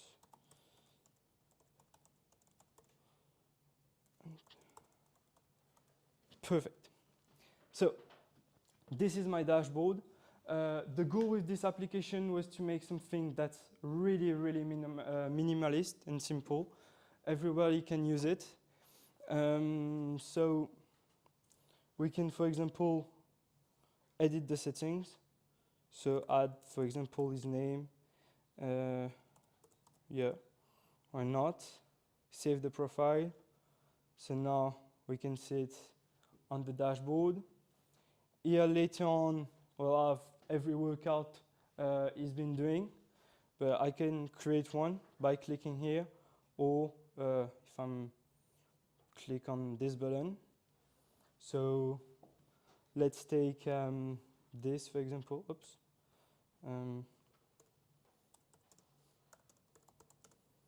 Stage 3.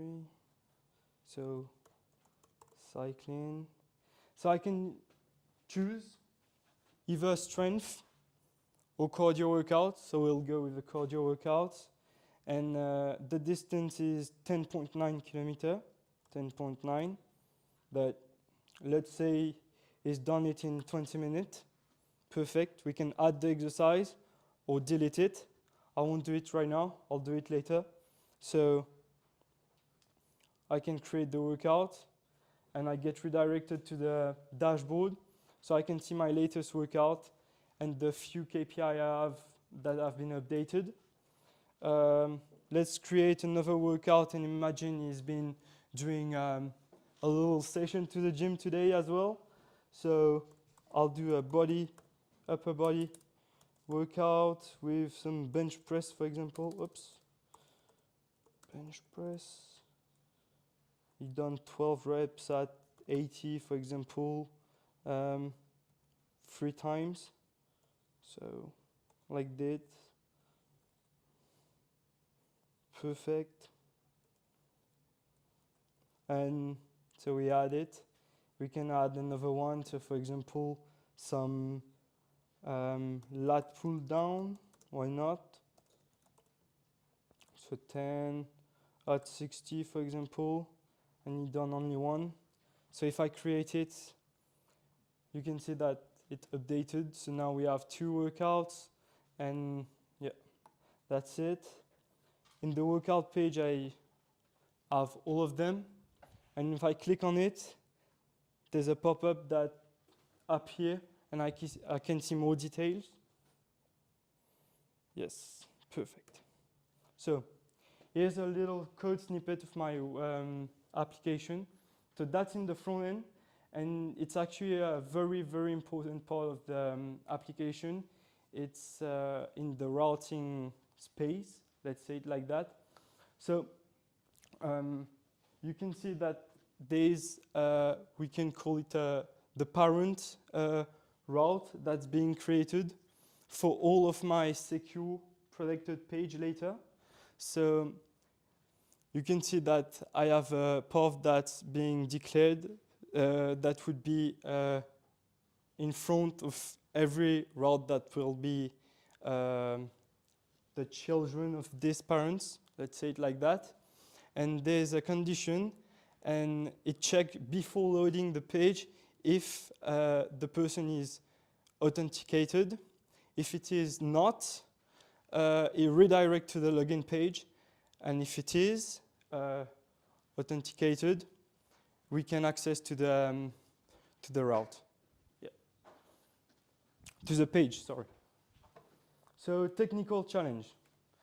I've wanted to integrate the Strava API at the start, which is a well-known and giant application that allows users to track their cardio workouts, but I've been going through some issues. So the first one was the request limit that was not possible to be used in a production environment. And then, but that could be managed in some sort. but I went through another problem, which was the policies of the API would not let me be able to do something that was similar to what they were doing. And as I am letting the user manually log their cardio workouts, there's a conflict, there's a problem. So yes, that was the first one. Then that was ridiculous looking now, but I spent a lot of time trying to understand how I could manage the file architecture of my backend application. But I found some way to do it. The API design was a big trouble for me because the model I was doing and the schema I was doing on my backend was not being able to be used correctly with my front end. So when I was thinking about it at the start, it was all perfect in my head, but when doing so, there was a big problem. So I had to rework on it. And the testing, I wanted to test it manually, and I realized that that was not something that was easy to be done. So I know now that unit test, for example, and integration test is something that's really important. Yeah. Then there's technical problem, but there's also non-technical problem.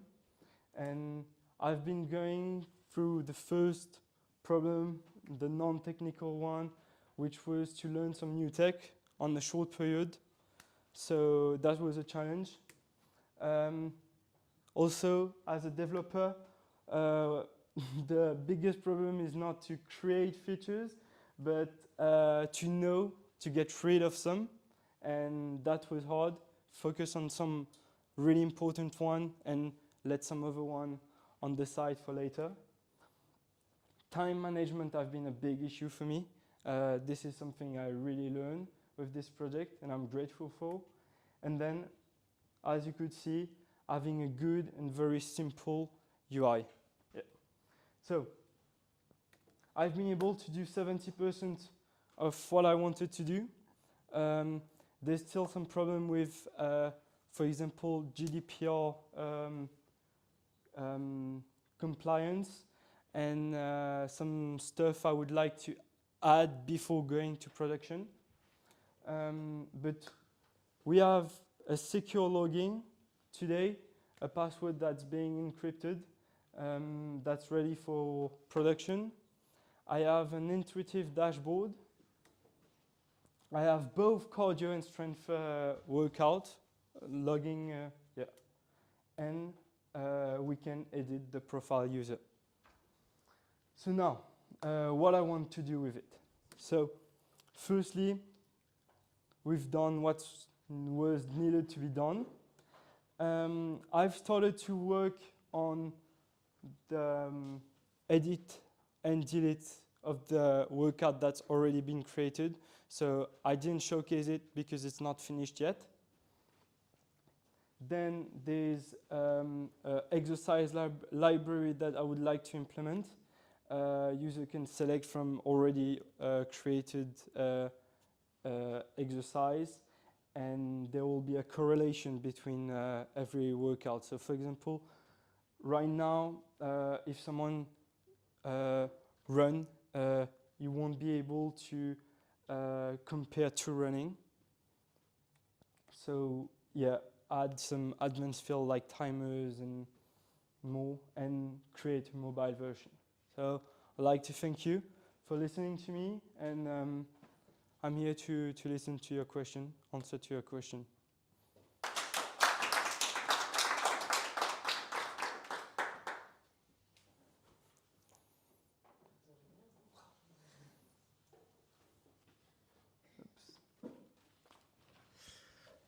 Bah, bravo pour ta présentation.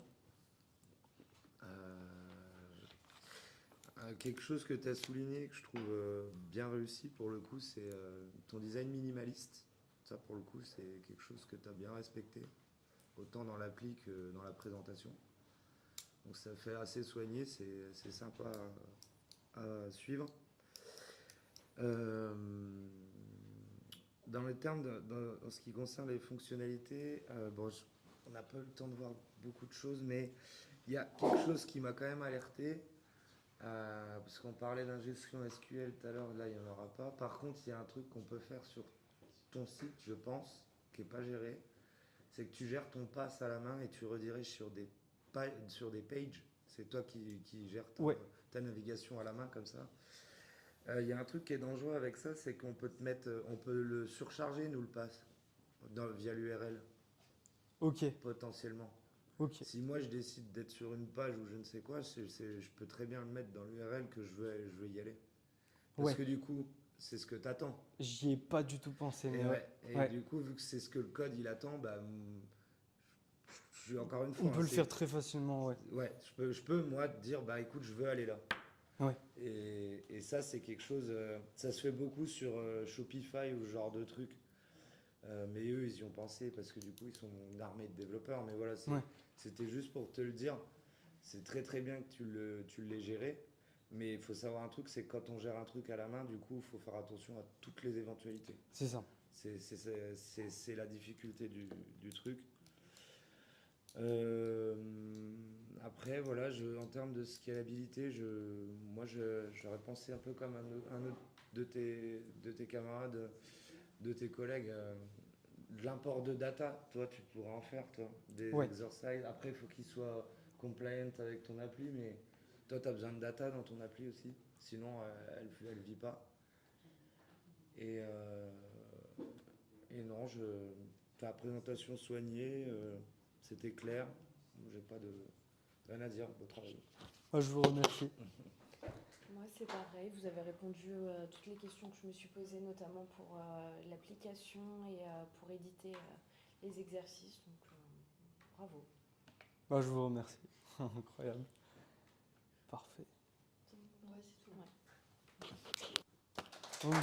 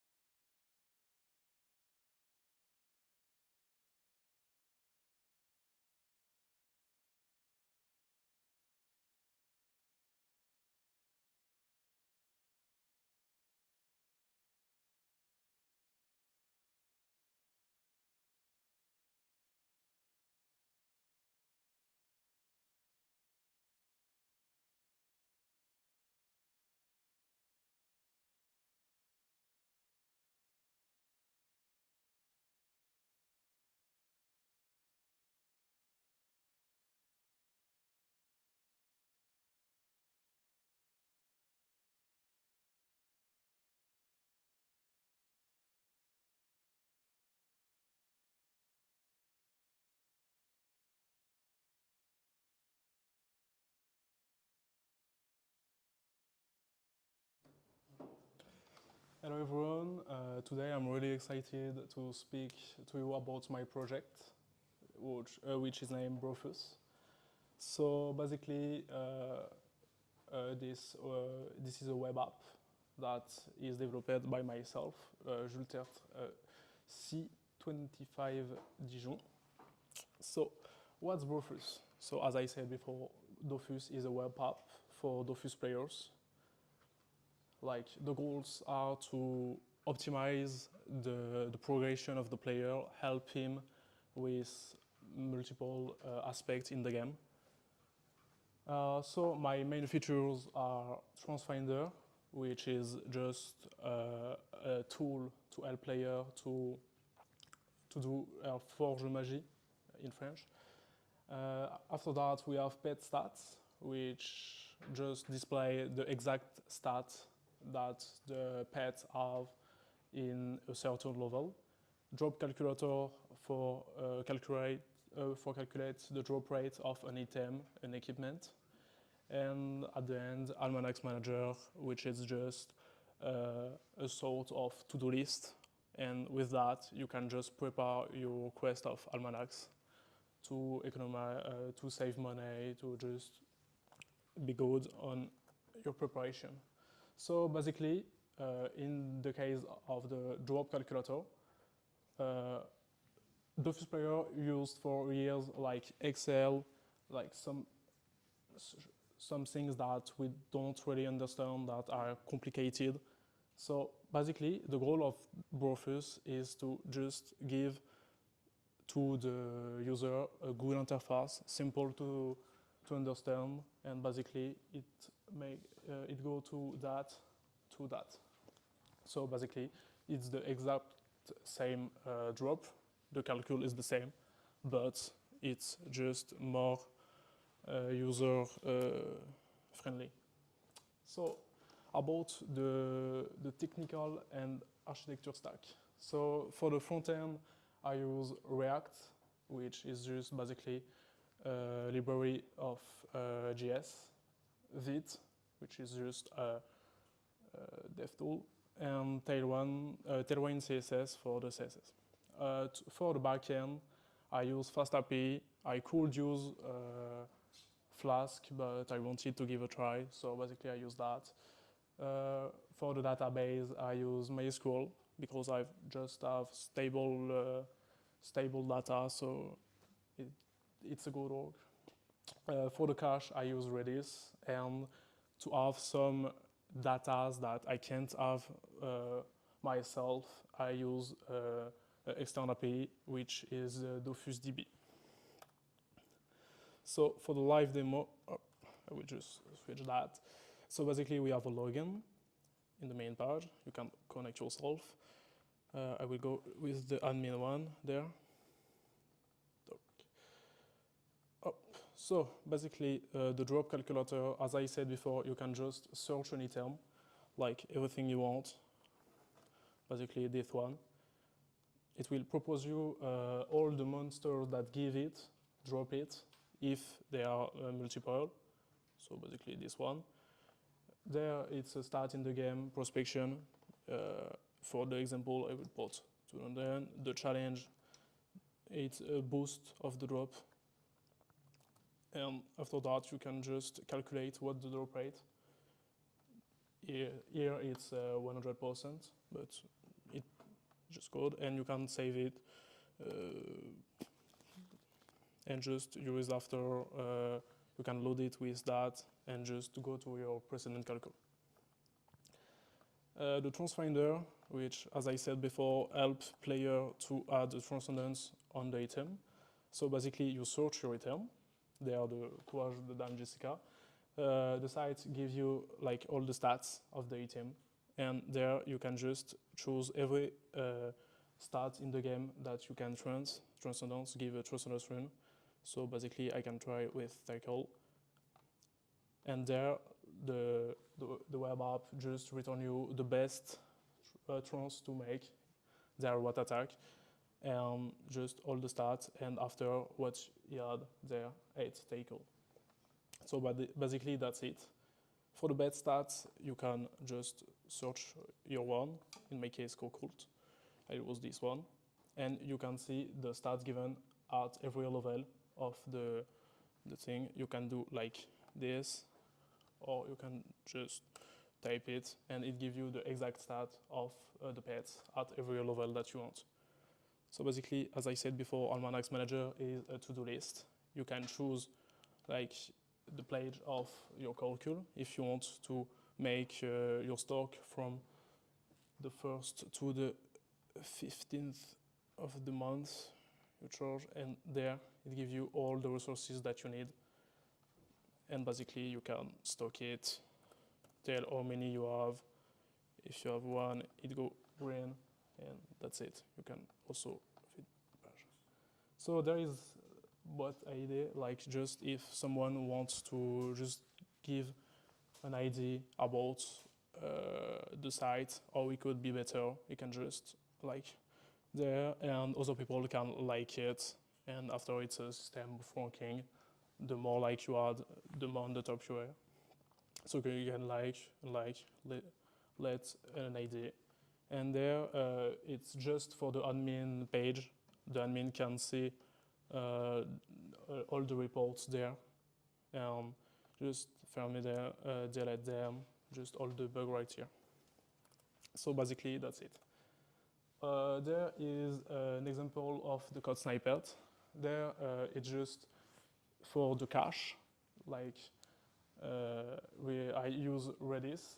So basically the code just check if what with this function in the query that's the player type, we just check if it's already in the cache with Redis. If it's already in the cache, it just returns the JSON because we already have it. If not, we use the function fetch items to take the item with the FuseDB API. We just take the JSON, and after that, we stock it in the cache Redis. And after that, we just return the items that the user search for. So for the project timeline, that's it. Everything is worked like that. So basically, for 2 weeks, I do feature lists, MVP definition, all that, and it was just at the start of the week, I decided to do one thing, to focus on one thing, and basically that's it. And actually, the MVP is delivered and tested. Everything is working as I want. So basically, it's fine. So challenge and lesson learned. So at first part, integrating the FuseDB API was really hard because it was with Feathers, Feather.js, one thing that I never used before. So basically, and the doc was a bit complicated. So I just focus on the doc, speak a bit avec the API owner, and it gives me tips, and basically the security authentication, I start with just cookies and things, and I moved on GWT for more safety, and just in the past I was doing a lot of call to the external API. So basically, I just use Redis for better performance with the cache. Async management, I just use FastAPI. And basically, yes, it was just to manage myself, manage my time, but it's it. Basically, it's cool right now. So the next steps, I want to deploy my site online, so I already checked a bit. For now, it's not for now, but I will consider it in the future, and I want it to be deployed. After that, as you see before, I have an IDs case where player and user can just add their IDs. If I think that an ID is interesting, I will add it to my site, basically, and just fix bugs. When I add an ideas, or if a user find a bug, I just fix it. So basically that's the end. Thank you for your attention, and that's it.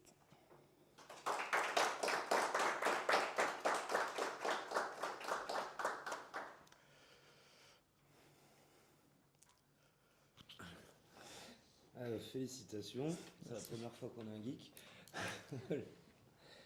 Non, mais pour le coup, je trouve que l'idée elle est assez sympa. Merci. Parce que du coup, je pense que c'est en tant que joueur que tu as vu ces problématiques-là. Principalement, ouais. Donc ça, c'est plutôt une bonne chose. Ta présentation est soignée. Merci. Ton dev aussi, enfin, en tout cas partie web. Ce que j'ai bien aimé, c'est que tu t'es embêté à mettre des sprites partout. Tu as intégré tous les sprites. C'est bête, hein, mais c'est beau en termes de user experience. Donc ça fait très soigné. Tes champs, c'est des champs références en plus. Donc du coup, tu as dû gérer les contraintes d'intégrité partout. Et je sais pas comment tu as fait. Tu as stocké les sprites, tu les as stockés avec les records ou tu les as mappés? Alors, ça dépend. Pour toutes les données qui ne sont pas amenées à changer, c'est en base de données du coup. Ouais. Et pour toutes celles qui changent, c'est directement dans le JSON retourné par l'API. Ils ont un lien qui est hébergé sur le site où il y a l'image en fait. Ok. Et toi, tu as stocké tous les sprites en local et tu les pings? Pour toutes les infos qui du coup ne sont pas amenées à bouger de sitôt, c'est en local. Mais par contre, ce qui est amené à changer régulièrement, je continue d'utiliser l'API, ça me fait faire un call en plus, mais au moins les données, elles sont récentes et actualisées, quoi. Ouais, parce que tu vois la question qui va arriver. J'ai pensé tout de suite quand j'ai vu tes trucs de stats. Je joue plus énormément, mais bon, tous les jeux fonctionnent de la même manière.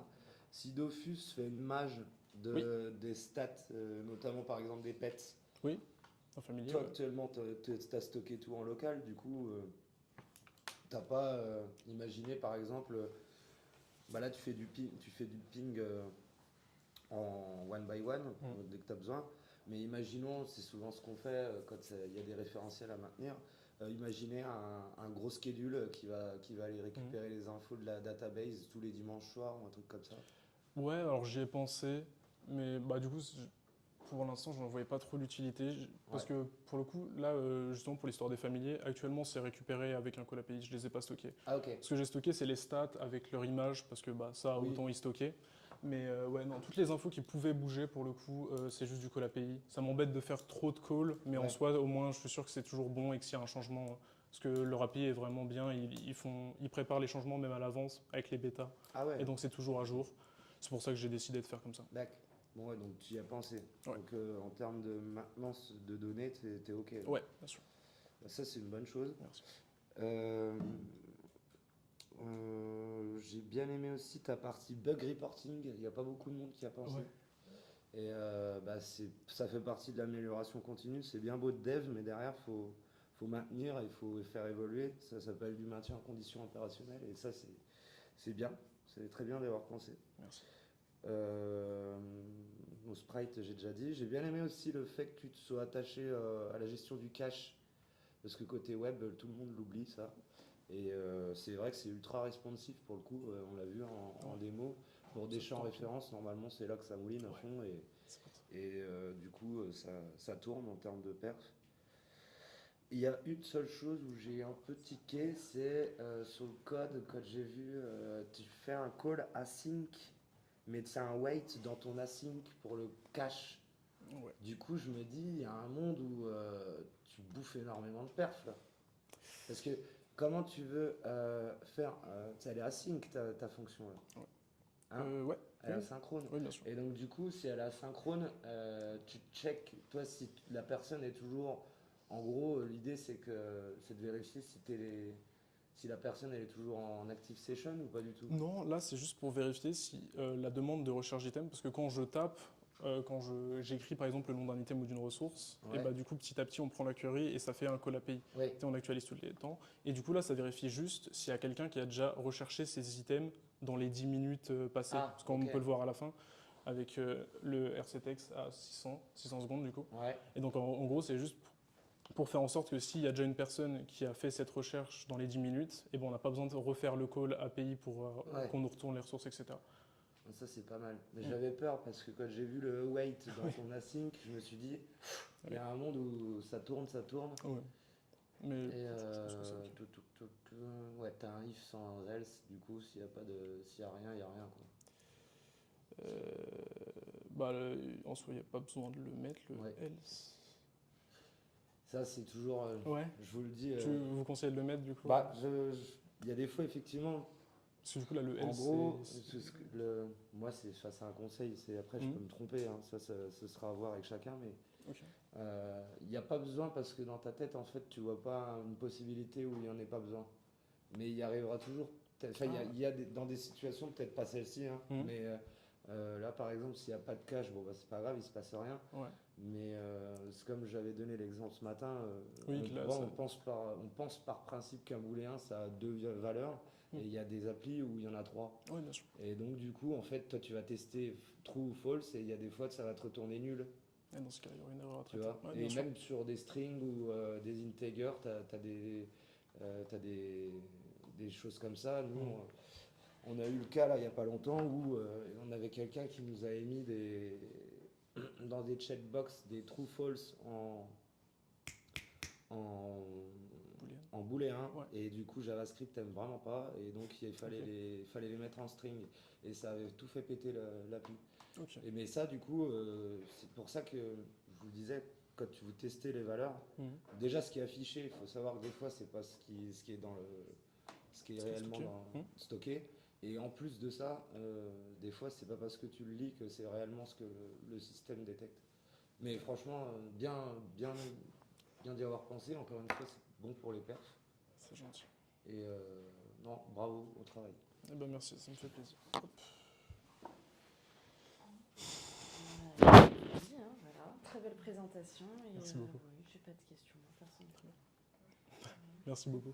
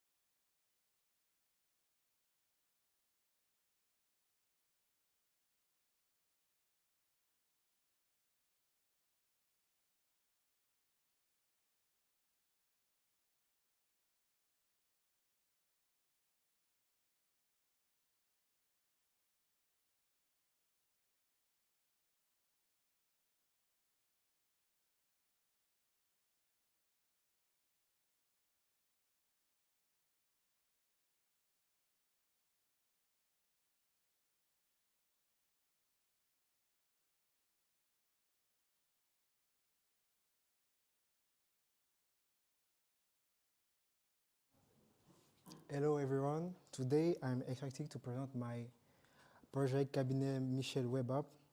This is a web application we built for a law firm based in Montpellier. The goal, to make legal service more accessible to clients. This is the full stack web application designed specifically for individuals and business. The platform key features include an article library, client reviews, and appointment CTA audience. Team introduction. My name is Lian Lubasu, and I work on this project like a full stack developer, focusing on backend and frontend, and also architecture. For this live demo, I'm going to show you how user can leave reviews and how user can take an appointment on this website. Okay.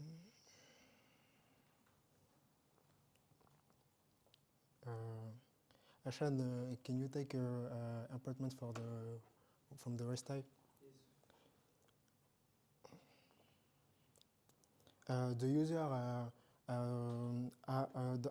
have to use his name, email, and date and hour.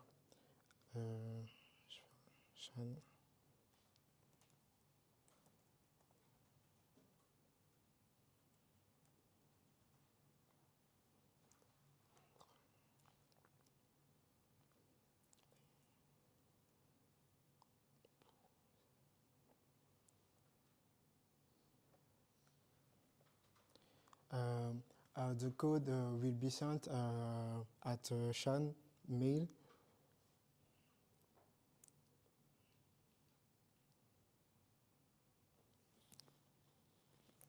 Attention.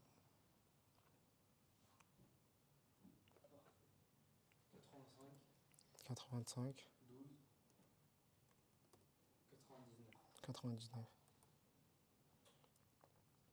99. The appointment is confirmed by admin on the dashboard on backside admin.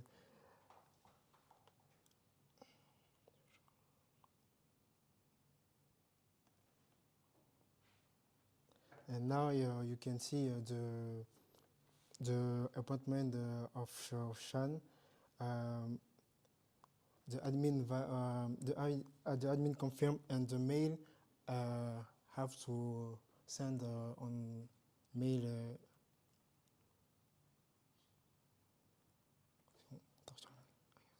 Right. Okay, so it's all.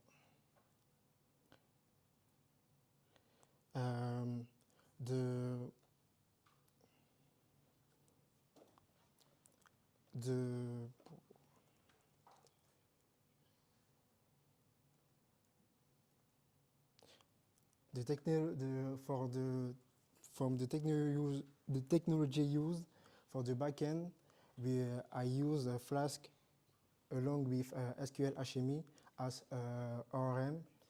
I'm using authentication is managed using Flask logging, Flaskdent for Google Auth. On the front end, we use HTML, CSS, and JavaScript styled with Tailwind CSS. For responsiveness, the database is SQLite, which was enough for the project. And architecture, backend Flask MVC, of database SQL Alchemy and ORM's SQLite. Authentication, Google Auth and Flaskdent and OTP. Front-end responsive Tailwind based UI. This is the core code snippet to leave reviews. This is the root definition of roof. take two methods get and post. Login required ensure that only logged in user can access this route. If the user submit the form post request, retrieve the content from the form and remove leading trading. This line check if the content is not empty, and so create a review instant with the current user IDs, and add the new review to the database. If it's okay, a redirect of route of interface of home page of after successful submission. Collaboration and timeline for the first week, planning and setup. The second week, I make article and UI. For the third week, reviews and out. And the fourth weeks, I make admin dashboard and rating. And 5 weeks, styling and testing. The challenge and learning, integration Google out securely, making UI fully responsive, and database handling. To the next step, add maybe newsletter, embed interactive map, and NS and AI chat widget. Thank you for your attention.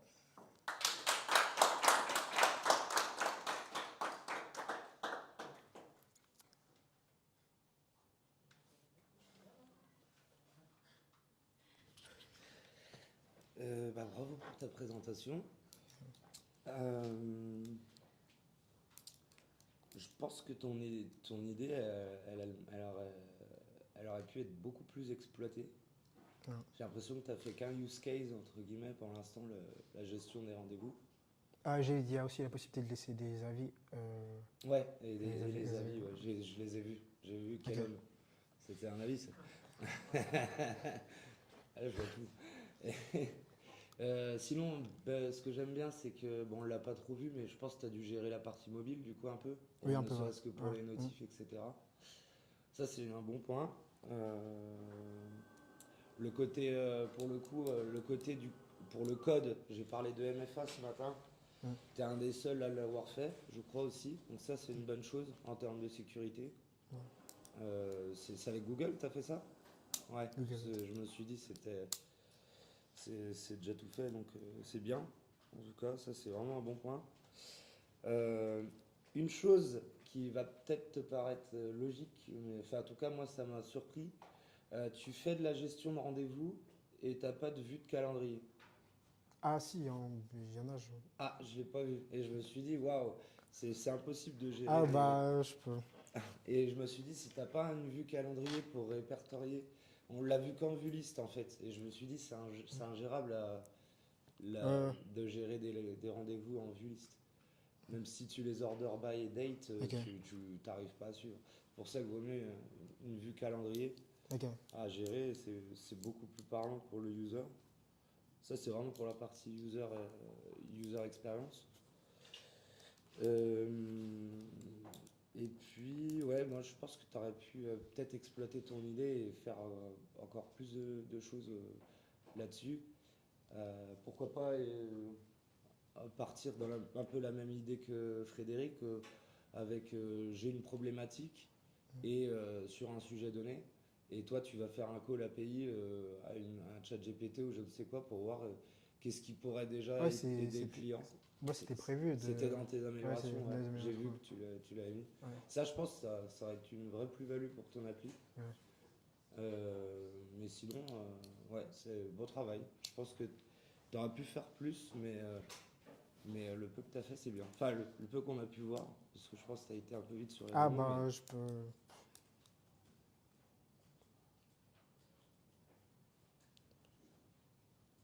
C'est un peu l'interface du...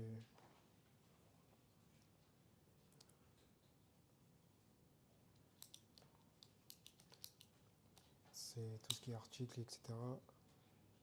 Ça, c'est... Si vous voyez supprimer, c'est parce que je suis connecté en tant qu'admin. Oui, oui, oui. La possibilité de laisser un avis, prendre rendez-vous. Et voilà. Ouais. Bon, en tout cas, beau travail, c'est clair, c'est propre. Mais je pense que tu as été un peu pris par le temps quand même. Oh, Pour le présenter, c'est pour ça, parce que je devais présenter la possibilité de laisser un avis et prendre un rendez-vous. Bah, c'est la même chose en fait. Pour laisser un avis, c'est l'utilisateur met son mail et un pseudo. Et comme j'utilise le one-time password, du coup, bah, un code est généré et lui est envoyé par mail. Ah oui. Et il reçoit le mail. Et une fois le mail est validé, il pourra laisser un avis. D'accord. Il peut aussi se connecter avec Google via Google. Ok. Voilà. D'accord. Ok, bah, parfait. Et en tant que client, du coup, il y a la possibilité de modifier le rendez-vous, de gérer, ou c'est pas encore... C'est pas encore possible, sauf que peut-être du côté admin, l'admin peut, il a la possibilité de reproposer un autre rendez-vous si au cas où il ne pourra pas être là le jour. Ouais, il faut que le client appelle pour lui voilà. pour le demander ou envoie un mail. Ou il envoie un mail, ouais. Voilà. Ok. Peut-être aussi pour la prise de rendez-vous, choisir quel type de rendez-vous, droit de la famille, droit des ça, affaires, j'ai pour ça. faire juste une petite liste déroulante, quoi. Et après, sinon, le site est beau. Ok, merci.